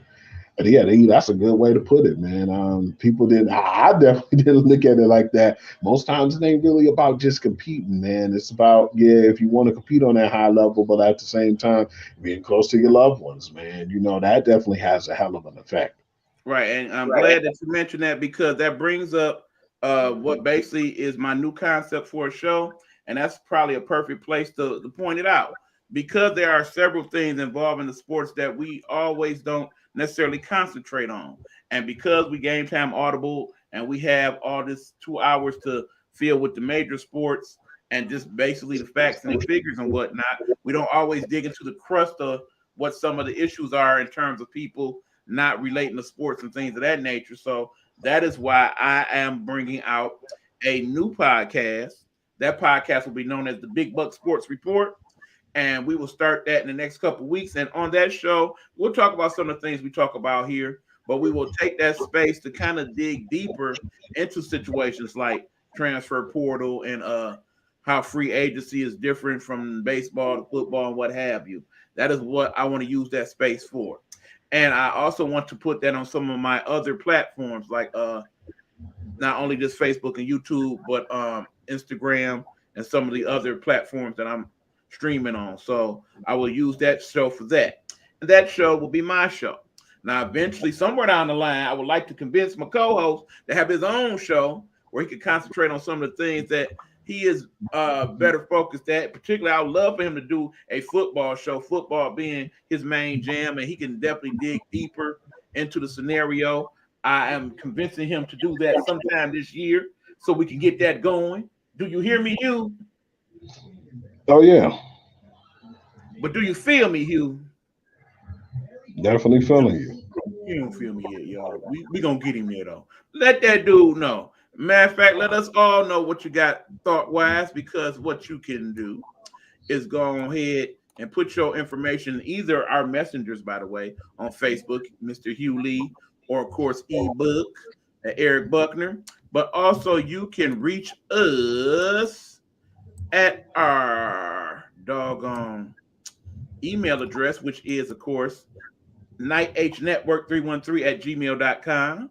That is nighthnetwork at 313gmail.com. Let us know your thoughts on not only this show, but some of our ideologies for the future show as well. We definitely want to hear from you. With that being said, we're going to take a quick commercial break. And when we come back, what we talking, Hugh? I want to talk about the WrestleMania results. I wish the Pride was here right now because he'll be on this, but yeah, man. Hopefully he'll listen in. Tune in later to the show. Yeah, because actually, people, there's a few things about that you might find intriguing, particularly when it came to a certain interview that I heard prior to WrestleMania. When we talk about the validity of the results and whatnot, yeah, y'all might want to tune in for this. But this is get off. This is not get off. There we go. This is Game Time Audible. That is Hugh Lee, the sports guru. I'm EB, and after a couple commercials from our proud sponsors here at the Nighthawk Network, we'll come back with more Game Time Audible. Stay tuned, y'all. Stay tuned. Nighthawk Network presents Pastor Sean Love. Pastor Sean Love, devoted father and husband, and residing pastor at the River Ridge Bible Assembly in River Ridge, Michigan. Join him as he gives us messages from God's Word, Bible study, and encouragement. You can find him on YouTube under Sean Love.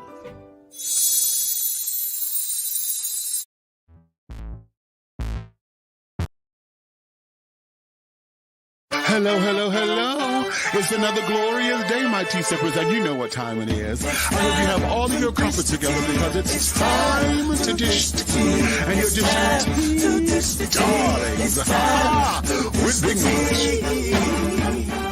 Can't wait. It's time to dish tea with Big Meat. It's time to dish tea with Big Meat. It's time to dish tea with Big Meat. It's time to dish tea with Big Meat. Darling. Have you been scrolling Facebook and looking for that quick sports fix? Want a quick peek of what's going on in the latest sports news? Check out Pure to the Game Sports Blog with the sports guru, QD Lee. He'll get you together. Check it out. Follow it on Facebook. Make sure you like it.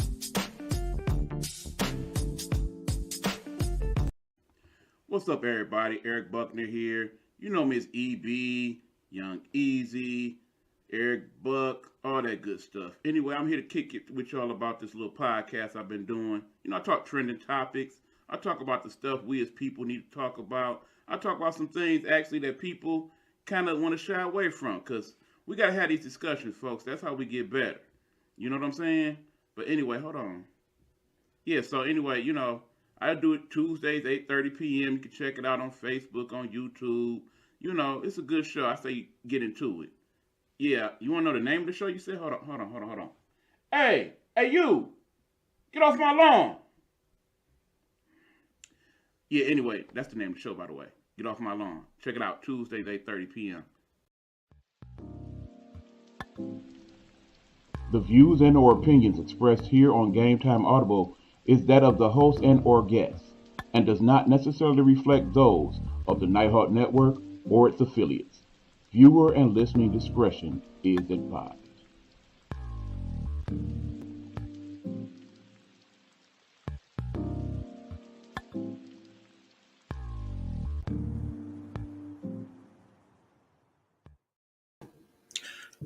All right, y'all, we are back. Gametime Audible. Let's jump straight into it. Hugh, what we got, baby?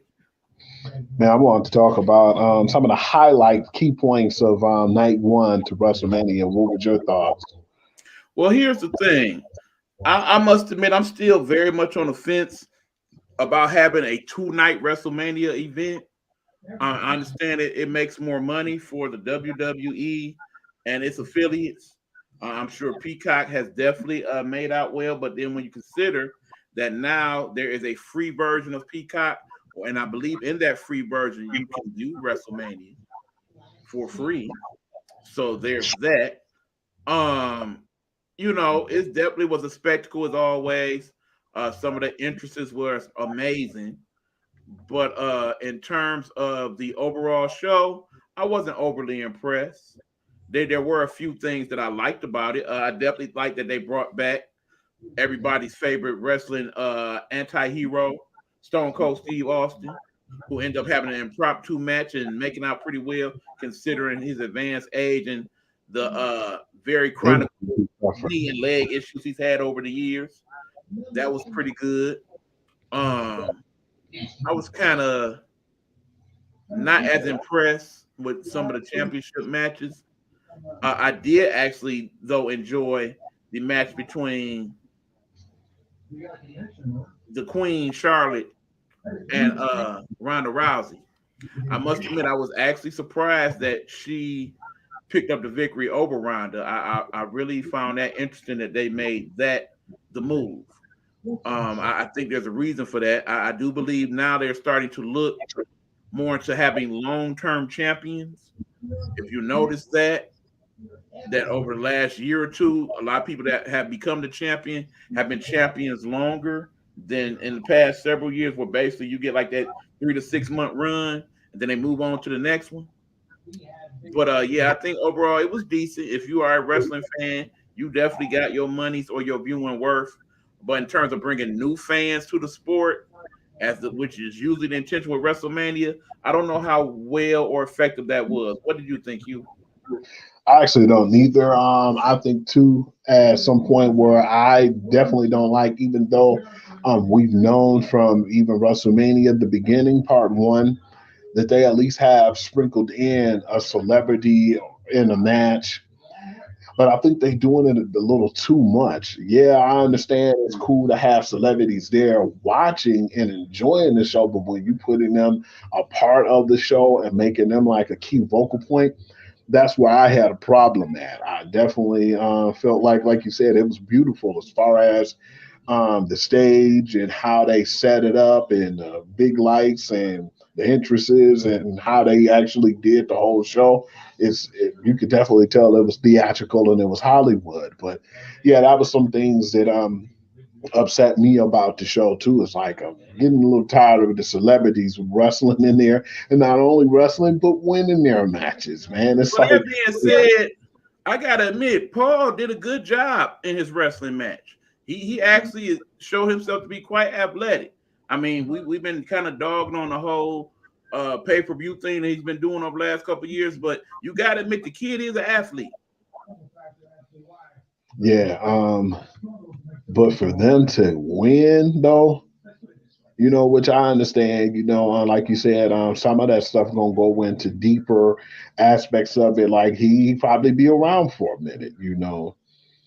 And some of the storylines, like you said, with the longer champions, it makes good for the sport because when we were younger, we had a champion for a whole year. And if they do happen to lose it, it'll be on WrestleMania. You wouldn't see them lose on a low grade show. It'll be either one of the big four. If it Yeah, because wasn't basically you had WrestleMania, Hulk Hogan for a couple of years. You had Randy Macho Man being Intercontinental Champion for a while. Honky Tonk Man had a long run. You had Ultimate Warrior. So yeah, I definitely understand where you're coming from with that. yeah, you ain't gonna lose on no in your house or none of those lower shows like they used to have. You're gonna lose most times when you lost that title. It was gonna be in the big four. Either your SummerSlam, your WrestleMania, or your Survivor Series, and Or your Royal Rumble, Royal exactly. Rumble. You was gonna lose on one of those shows for the most part. Before 9 times out of 10, they at least had those titles for at least a year. And if they lost it within that year time, they'll so happen to get it back. So the storylines was better because it was like the beef was so long.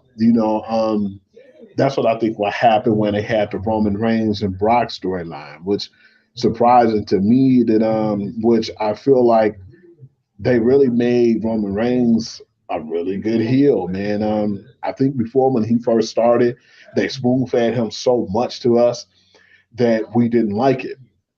We were like, man, they trying to push him too hard, too fast. And for him to have to earn all his respect and to be the heel that he is now and to unify the titles against a Brock Lesnar or a person of that caliber, which I heard Brock wasn't too happy with that, behind the scenes. But yeah, that was Mhm. pretty big to see that happen, because Roman's definitely really stepped his game to another level being a heel and to be the person who you most hate. People love for you to see you lose that title, but yeah, I just really felt like it was some good and some bad things that happened. But like you said, if I had to give it a grade, I gave it like a C plus.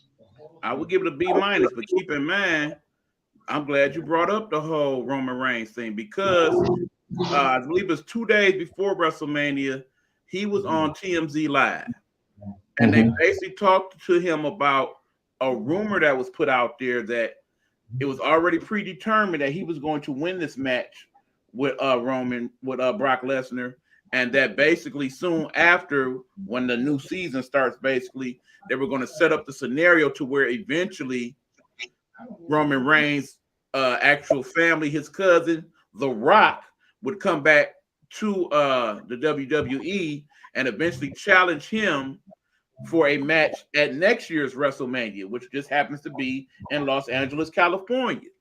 So, as you see, part of the scenario did come true. Roman Reigns, in fact, did win. Now, the question of the day is is that match going to happen? And if so, what type of viewership will you get from that? With the whole I'm the head of the table, but then in the same token, with him being his actual family and him being the person that he is in this world at this point, the most see box office superstar who really is the head of the table. That would probably be the whole thing. Who is the true head of the table? I'm definitely here for that, especially when you look at how yoked the Rocky is these days. And then we get a whole nother year, this dude being an asshole and just building that all up. You had a Rock just pop in from time to time, much like he did the year where him and John Cena had set up early on. I think it's a good move myself. What do you think? Yeah, I've seen that advertised for a while now, man, and seeing it on actual posters on like Instagram and different things of that nature. And I would definitely be intrigued by that because too, he was one of those wrestlers in the Attitude Era that a lot of people liked and enjoyed him, and he was very entertaining. And he took his entertainment and his charisma and what he had on the wrestling stage to an even bigger stage. Him and John Cena, you know, that's the funny thing because I remember John Cena was questioning the loyalty of The Rock and how he didn't like how all of a sudden he was so Hollywood and where's John Cena now? He's doing the exact same thing. You know, I feel like the wrestling was a stepping stone. And now when you look at it, it's like, yeah, to see Rock come back and to challenge Roman Reigns, because you know some words are going to be said. I'm the best champion ever, or he's going to say something to the point to where he's going to be like, nobody can beat me, and that's where it'll be good storyline to have The Rock come around because he definitely did a 180 on the way he was before, but I think he was cheesier as a face, and to turn him a heel, it really made for good TV and entertainment with him, though. So I definitely give credit where credit's due because Roman Reigns is definitely a heck of a champion as we speak. You heard what Bro said, wrestling is not like it used to be to get me interested in it again. I think several people feel that way about it. But that being said, it's still one of the more popular avenues in terms of sports entertainment right now. Think about it. We actually had the Final Four and WrestleMania going on the same time on Saturday. Guess who won the ratings that day? WrestleMania. Yes, but on the other hand, on night 2 of WrestleMania, actually more people watched the Grammys than they did WrestleMania. So figure that one out. Mm-hmm. But y'all know what happened there. Yeah, so I really think part of it is just eventually they may have to go back to just doing the one night WrestleMania event. I kind of prefer that because you can kind of plan your day about it better. Just like with the Super Bowl, where basically the game gonna last really 2 hours, but you pretty much plan a whole day of events. I think wrestling fans would like more so to just get it all done in one day and plan their day around that. But I'm interested to see. I mean, because there's actually been talk of expanding it to the whole weekend, doing Friday, Saturday, and Sunday.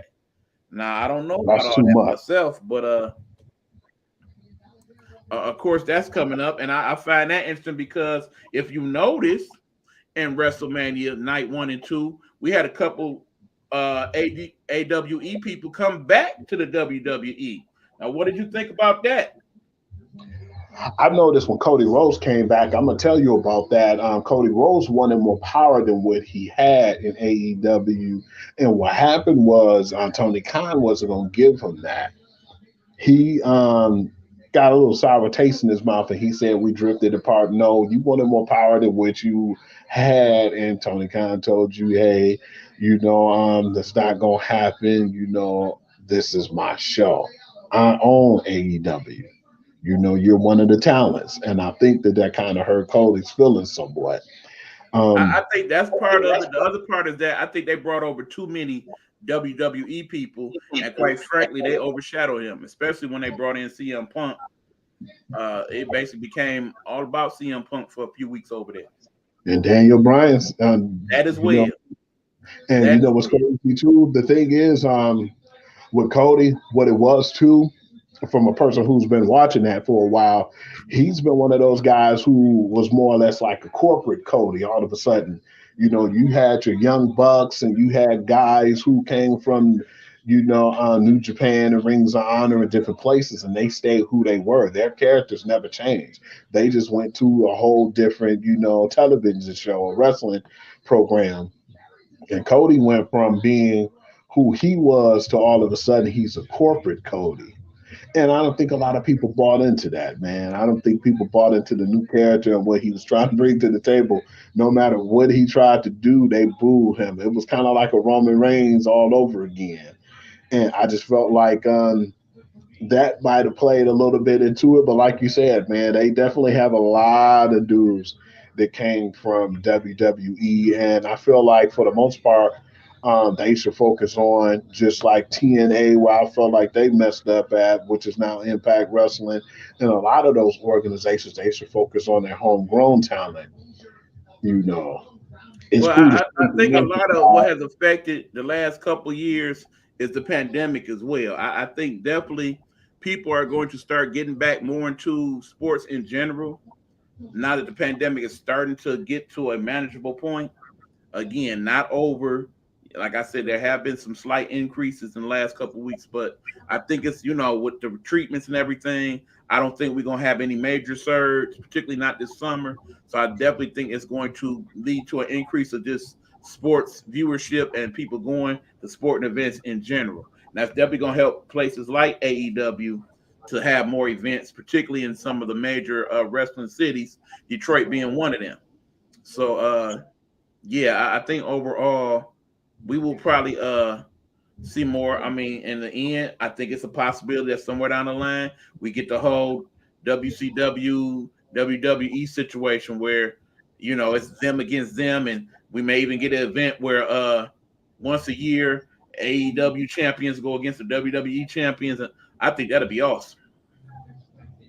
they definitely need to do what's best for wrestling right now, and I think that that'll be great. But everybody wants to be better than one another rather than work together, because that's been a sport that's been dying for so long that they need to do something to make it more interesting. Because what I'm noticing now is that's what's happening. You either watch one or you either watch the other.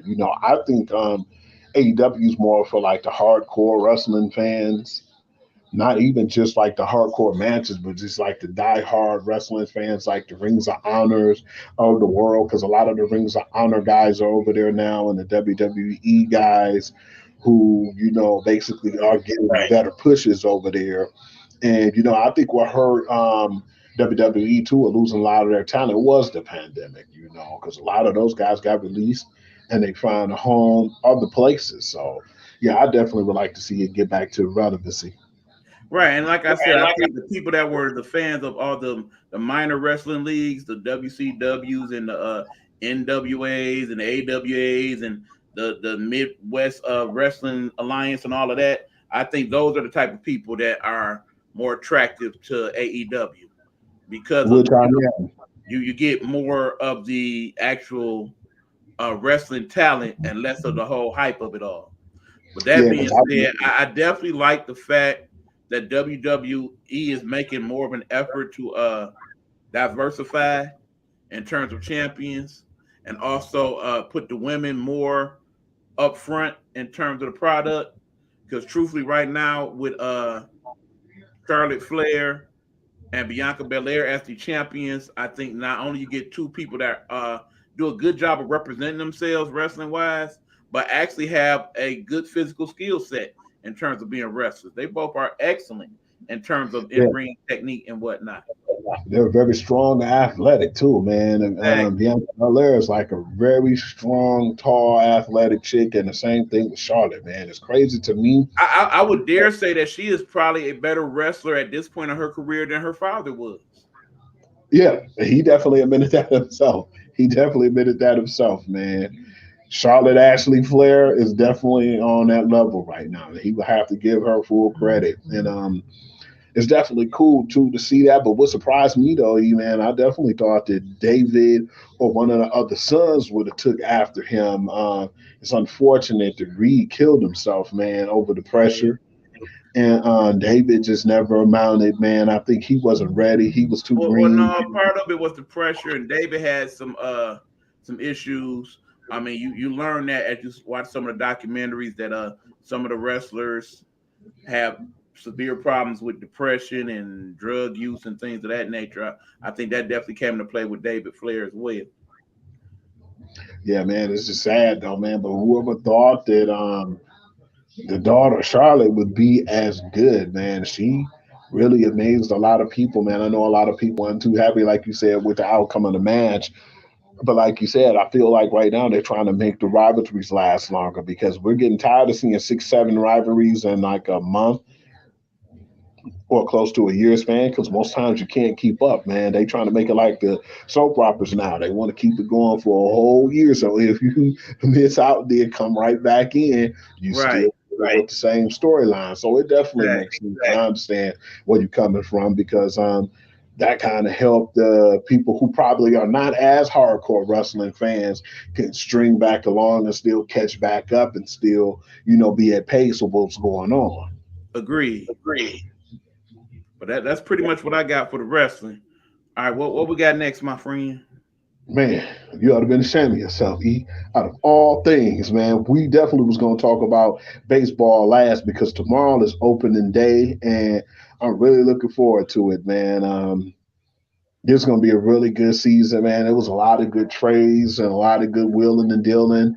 I definitely want to see. It's going to be weird seeing, though, like, some of the people in different uniforms, man. It's going to really be Man, weird. I am definitely looking forward to this season, probably more so than any in the last decade. Yeah, there was a lot of player movement for one. Two, I'm really interested to see how these rule changes are going to affect the game. Oh, absolutely. It's going to make the game a little bit more fast paced. Don't you notice that, E? I'm looking forward to seeing it because I feel like it's going to be a little more scoring because at one point, when they was implementing a lot of these things into the game last year, because one of my boys was like, man, baseball boring. Hugh, man, I was showing him, I said, man, look at these scores, bro.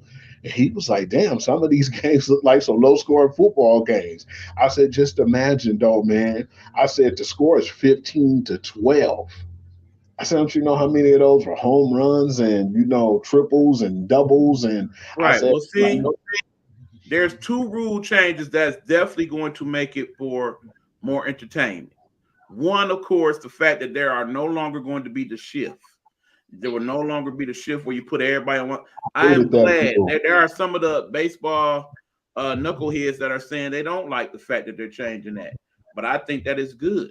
The second and most important thing is the fact that pitchers are no longer required to hit.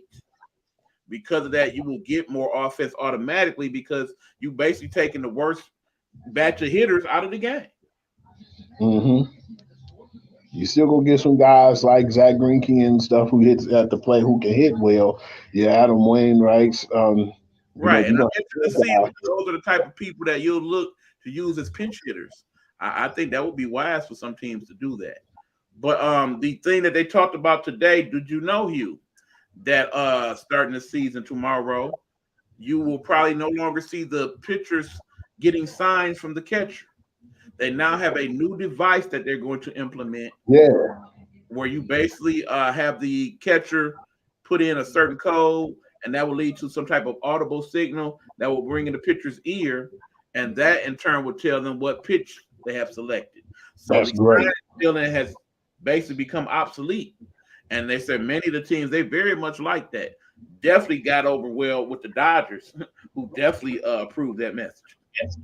Because a lot of teams was pretty funky about what happened, man. Especially with the Astros, they had some situations where they said the Yankees was involved, the Red Sox was involved. It was a lot of the teams who, and we look at it like this, man. And remember what Bill Belichick used to say, man. Hey, if it's not in the rule book and they can push it to the limit, hey, man, until you make it a rule, it's no rule, and we're gonna do what we got to do to get the upper hand and win. But make no mistake, Hugh, the two things they hope to accomplish with these rule changes is one, for a more exciting brand of baseball that people will want to view, and more importantly, that people will want to bet on. If you do not think that these sports books do not play a major role in why they have made these changes, you are sadly mistaken. Baseball is a game that's getting played every day. You don't think that the sports books don't want people in there betting on baseball every day? Hell yeah. Hell yeah, they do. And I'm real interested to see what some of these lines and some of these prop bets and stuff are that they're gonna allow you to bet on. I'm definitely gonna be checking that out tomorrow and see what that's about. But also, I'm just looking forward to getting up in Comerica Park and enjoying a nice game because I haven't in the last few years, and it was definitely something that I was looking forward to doing pre-pandemic. And now, of course, they are having special events there. They have changed several menu items. You're gonna find. Definitely make sure we bring some money that day because they got some interesting grill that I definitely want to check out. Oh, most definitely. Yeah, they got That's this one of the brisket brisket sandwich that I definitely want to look into. That boy look scrumptiously yumptious. I'm about to check some of that stuff out when we get off, man. How did you feel about the Tigers with the sneaky good move they did, man, when they acquired outfielder Austin Meadows from the Rays? Now, see, on the one hand, they stole that dude for basically Isaac Paredes, a person that was not going to really make this roster. When they traded for him, I believe Paredes was part of the Verlander deal a few years ago. But basically, when you got several third basemen and quite a few shortstops in the organization, there really wasn't no room for him. If anybody was going to come up and play third, it pretty much was going to be Torkelson. But they have decided to put him at first for now. But of course, that's always a possibility. They might move him back to third. And as far as shortstop goes, we got Baez now, so he's going to be the shortstop for the foreseeable future. And if not, remember, we got Roger Clemens' son waiting in the wings to play either second or shortstop himself. So it definitely was a move we could afford to make, and we didn't lose a lot. Meanwhile, we get somebody who's an all-star and a pretty decent left-hand bat, which is always helpful in most ballparks to have a good left-hand hitter on deck. So, yeah, I definitely like that move. My only concern was that them making that move kind of says to me that, this injury that happened to Riley Green, unfortunately, is definitely going to sideline him for a while, and they probably going to keep him down there in the minors because of the whole service contract thing. So it's probably going to be – we'll probably see him come up for September, but it's probably going to be a whole nother year before we get Riley Green in the everyday lineup, and that's kind of bad. And that sucks because he was one of the prospects I was looking forward to seeing coming up, too. Right. Like I said, if he had not got hurt, he definitely was going to make the team. If Torkelson made the team, Riley Green definitely was going to make the team. You seen that another sneaky move, the White Sox added on Johnny Cueto, man. He's going to be more dead than what he used to be as far as a threat because at one point, Johnny was a bad man. Now, I just think he's going to be like one of the fourth, maybe fifth guys in the rotation, but it'll still give him a good chance to bulk up that lineup. I think after Lance Lynn got hurt, that's when they made that move. Yeah, that's pretty much why that was necessary. And remember, Lance Lynn has pitched surprisingly well these last couple of years. So hopefully they get him back sometime in May and they just add him to a very good step. Like I said, in terms of who we looking at in terms of the leaders out the clubhouse, do not sleep on the White Sox. They still got a very good team over there, and it's a young, hungry team. And I do believe that when all is said and done, they're probably going to win our division again this year. But they better look out for our Tigers, man. And the Twins might have a little something to say about it, too. Yeah, a lot of these teams making good moves and muscle up their team, man. So I'm looking forward to seeing what's going to happen. And Tigers surprisingly did better than what I thought they were. We thought they were going to lose about 100 games, E. And for them to only be 8 games under 500, that was impressive to me. You talking about Tigers? Yeah. Yeah, like I said, I definitely see them having a winning record this year, and I'm hoping that they at least make the fringe of the playoffs. I think they get there and they make a little noise that will encourage the Illegits to put a little bit more money in the team next year, and then we definitely should be looking at playoffs at that point. Definitely looking forward to that, man, because a lot of these teams clean the house like the Blue Jays, man. And how do you feel about Bobby Witt Jr., the number one prospect with KC? I am so glad you brought it up. I mean, again, if you're starting to learn, we got a whole generation of basically secondary pros coming up, basically kids whose fathers or grandfathers were in the league. Bobby Witt Jr. being the latest one. He is the number one prospect coming out of the minors. I think he's going to do very well myself. I mean, basically, KC, what they got? Not really too many people that you'll see as considered a threat. So I thought that was a really good move. Besides the pick they got from Boston, like last year. I don't really think Benintendi. I don't think they really have anything over there. Mhm. So that's just basically adding more pieces to at least try to help them through a painful year that they might have. You know, you might be surprised though. You never know. But one of the guys that I've seen who a lot of people looked at, who was one of the main guys the team's been calling and asking about, he signed a huge deal just recently. Jose Ramirez and the Guardians agreed to a new 5 year, $124 million deal that keep him there in Cleveland. Well, they gotta do something over there in Cleveland.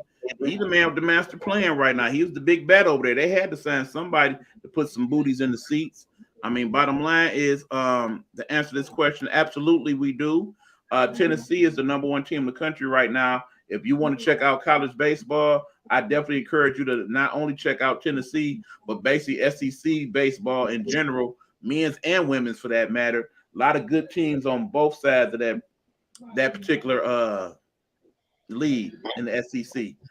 Big Ten also has some good teams represented, and of course, Pac-12. You can always find some good baseball there as well. So yeah, I absolutely do watch college baseball, Roll, and that's off to a good start over there. Definitely check those things out. And if you just like to watch certain teams for what they look like, USC, UCLA. I'm just saying. I'm just saying. Don't be sneaky when they tell them how you really feel. Man, did you hear the news today, man, about CC Sabathia, bro? No, I did not. What's that about? CC Sabathia now is going to be the assistant to Rod Manfred. Interesting. Very When I saw interesting. that, I said, wow, I'm thinking he was going to be a part of, like, some of the people who are involved as far as management, but I didn't know he was going to have that role. I mean, to have a role to where he's the assistant to Manfred, man, that's crazy. That's basically putting some diversity into the front office. I like the move. I like it a Me lot. too.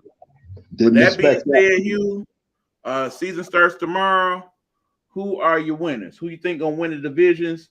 Who you think we're gonna see in the World Series this year? I'm glad you said that too, because I actually had it pulled up. I got to go back and grab that list of the teams to play tomorrow. Because I still feel like the Dodgers is going to be one of the big threats again. I feel like they fell short last year, but I still feel like they're going to be one of the main teams to compete. But as far as in the AL, it's up for grabs, to be honest with you. I'm really interested in seeing who does what over there, but you're going to always have like the teams in the mix, like your New York Yankees, and you're going to have your Boston Red Sox and a lot of those guys who compete. But right now, I really don't see no sure winner over there right now. And I gotta say, Hugh, you may just pay a little closer attention to what's going on in Toronto. They are yeah, definitely my sleeper pick right now. they got a strong team over there, man, and all those guys who they put over there too. That's definitely gonna help. I'm still mad at your boys though, the Atlanta Braves, man. I thought that they were gonna do right and keep, but then I know Matt Olson's 27, so I was like, yeah, I understand that. But yeah, I just thought that they were gonna do better by, keeping well, he is from Atlanta, so the Dodgers getting a little stronger over there too with a lot of their picks. But tomorrow it's gonna be interesting, man. I still feel like with a healthy Los Angeles Angels team, there's still gonna be some issues over there. I still feel like getting them to mesh and get together. I got the Astros pulling that one out, but I definitely had the Brewers beating the Cubs, the Cleveland Guardians beating the Royals for sure. I'm gonna go with my Cards, man, because I'm a diehard Cards fan. Well, if I remember correctly, you ain't gotta worry about Cleveland. I think they pushed that game to Friday. Was Oh, it? okay. Yeah, I see that Red Sox Yankees push through. You know, I show favor on the Yankees all the time. I got the Mets beating the Nationals. I I just want got the Mets to have a good season this year. It seemed like every year, and again, it's already started because, as you know, we already got an injury to the myth, the man, the legend. So yeah. we When got I that seen problem. And Scherzer is kind of questionable too at this point. yeah, So he kind of banged up. So yeah, that's why I wouldn't go at that game. I don't know who's going to be their starter. And yeah, I definitely got the Braves winning. Definitely with the addition of Matt Olson. The Reds, though, people can't sleep on them. They're a sneaky, decent team, man. Um, I definitely like the Padres over the Diamondbacks because they haven't showed me anything. And the Mariners Twins game is postponed right now. same issue, weather. But yeah, basically he broke down the individual game. I just want to talk about the season winners. I Oh, definitely think okay. it's gonna be New York or Toronto in the East. I Oh, don't see nobody beating the White Sox in the Central. As much as I would like for my Tigers to do so, I still say White Sox pull that out. In the West, it's definitely going to be a major battle between Houston and the Angels again. It's all about that pitching. If they can get that pitching to where they can make some moves, and they at least get to a point to where they get to that part of the season near the trading deadline, they can jump up there and grab a couple folks. I definitely see the Angels doing something. In terms of the National League, the Central's up for grabs as far as I'm concerned. I'm not quite sure who. Well, I mean, you know, Milwaukee might be most people's favorite, but I think it really depends on what moves are made throughout the season. Truthfully, as far as the East, I think Atlanta wins that again. The Mets just gonna run into some type of trouble, unfortunately. I hate that that keeps happening, and Philly still not quite where they need to be with it. The West, of course, you got to look at the Dodgers. always. Granted, they did not win the West last year. It was the Giants, but the Giants didn't really upgrade that much in the offseason. So that being said, I think the Dodgers win the West. I think it's them and either the Braves or maybe Milwaukee if they make the play-in game. It'll be one of those three teams come out the West. The East, like you said, the East is a little harder to predict at this point. I would love to see Toronto do something though. I really would. I like that Vladimir Guerrero Jr. I like that dude. Yeah, they got some nice guys over there with Pop, George Springer, man. It's a whole heck of a lineup over there, man. They definitely Right, but see, invested. here's the one thing that concerns me about Toronto because, unlike here in America, they still have some COVID protocol issues to deal with when it comes to Toronto. So, in other words, if you are not vaccinated, you're not playing. I think most of the Toronto players are vaccinated, fortunately, as is most of their country. Unlike here in America, where we about 65%, they say about 90% of Canada is vaccinated. So that would definitely help that cause. But that being said, if they start to have COVID issues, it could lead them to shutting Toronto down again and them having to play back in Buffalo or Tampa. And I think that's definitely what affected their season last year, the whole uncertainty of what was going to happen. Yeah, man. Definitely, that's the worst part about it is, COVID still plays a big part of, what we're doing, man. So we still got to be careful and take care of our business. I definitely feel like that Toronto team's going to be a force to be reckoned with, but the other teams over there, we don't know really what we're going to get yet. Boston is going to always be one of the teams who always be in the, conversation, and especially the New York Yankees. I feel like they made a few good moves over there as well. Like you said, with San Francisco, man, only significant move I've seen that they made was Chris Bryant, but they haven't really made too many moves. And I really thought last year, unfortunately, they overachieved. I think the underachieving part of it's going to be this year. I don't think they're going to do as well. So yeah, Right. man, Well, it's one going last to question before be we wrap up, Hugh.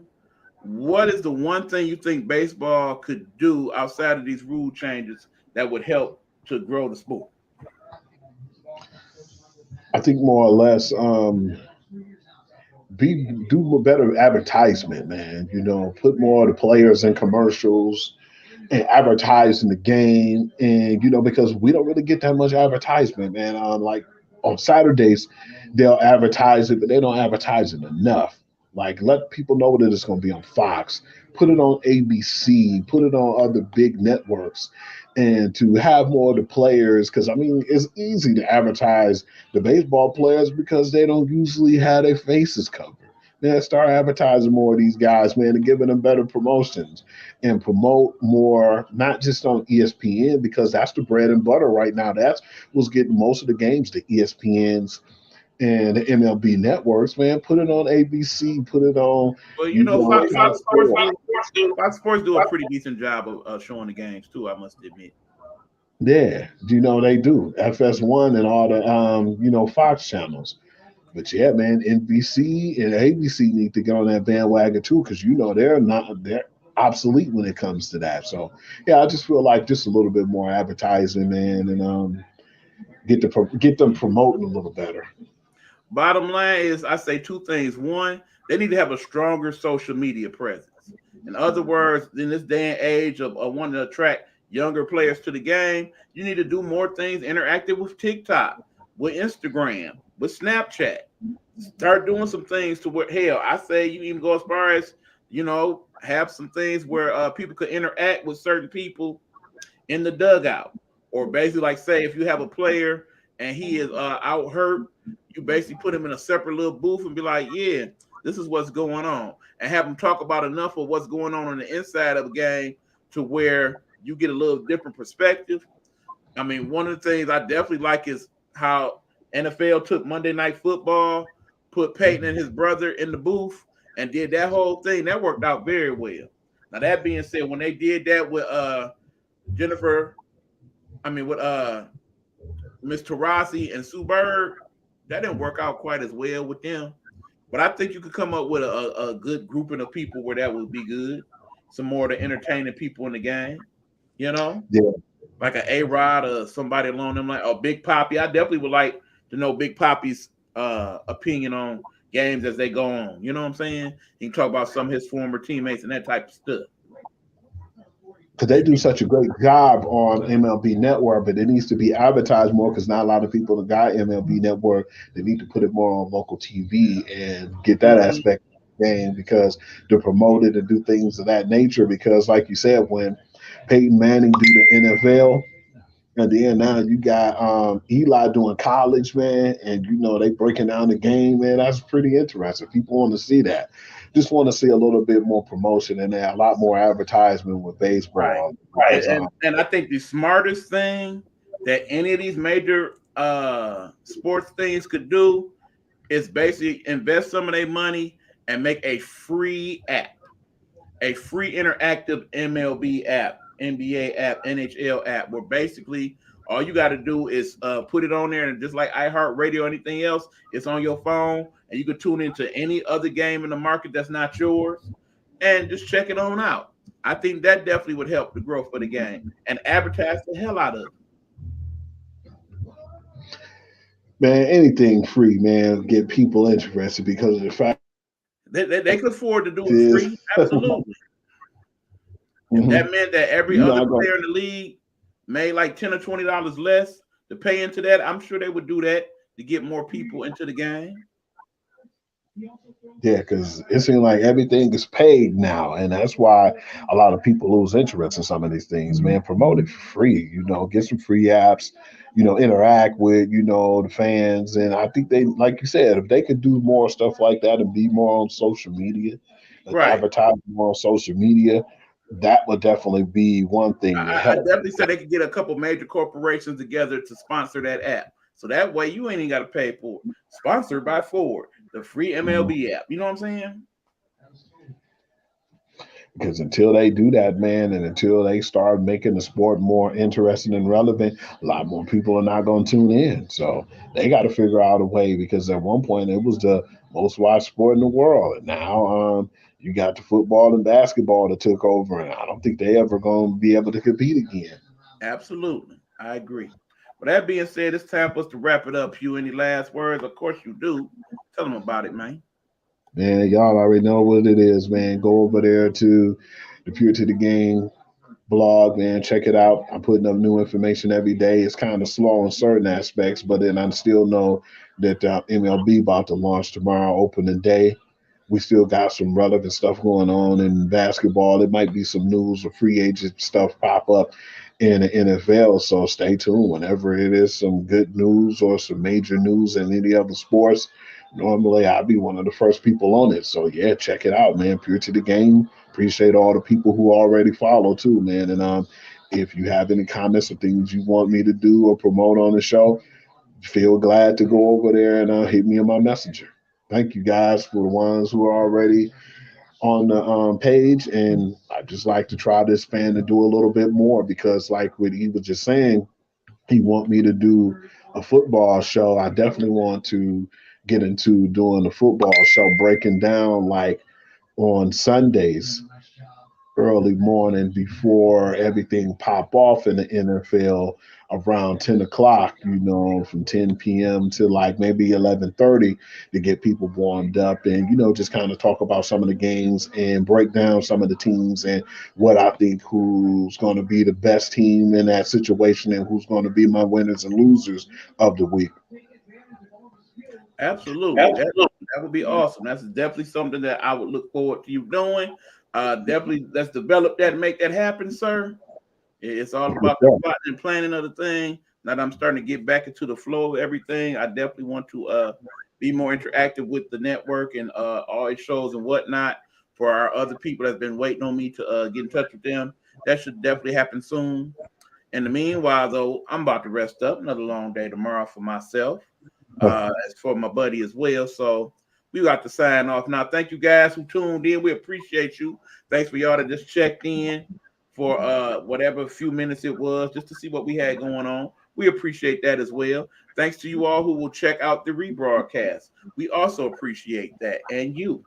And definitely want to give a special shout out to all my new friends coming over from the POCO to check out the podcast and have been advertising it to others. I appreciate you for that.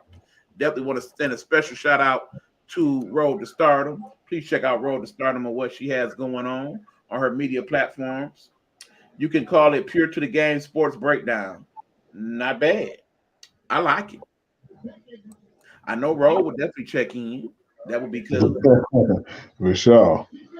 So yeah, so definitely all of that. And again, prayers to all of you who are going through things. Trust and believe that me and Hugh both can relate to that. We are definitely thinking of you and know that we are here for you and hope that, when you check us out every week, it kind of gives you a few minutes to kind of not think about some of those things that's troubling you. That's why I look forward to doing these podcasts because it does that for me. Any comments on that, Hugh? Absolutely, man. We are going through something, man. So every now and then it's just good to reach out, man, and just be a little more caring nowadays, man, because sometimes people just brush people off or don't even really pay attention or say they're going through their own stuff and they can care less. But at the same time, you never know, man, because you could probably save a life, man, of somebody who's going through those struggles or mental depression, just reaching out and seeing how they're doing and to basically show them that you care and just show some type of concern or effort. Absolutely. So that being said, y'all, we about to head up out of here. Thanks again for tuning in, and we will catch y'all next Wednesday to talk first week of baseball, what happened in the Masters, the NBA playoffs jumping off, and anything else that comes up. Absolutely. We definitely looking forward to keeping up with y'all, man. God's will, we'll see y'all next week. Amen to that. Hold on, Hugh, don't go nowhere. Everybody else, we'll catch y'all next Wednesday. Deuces.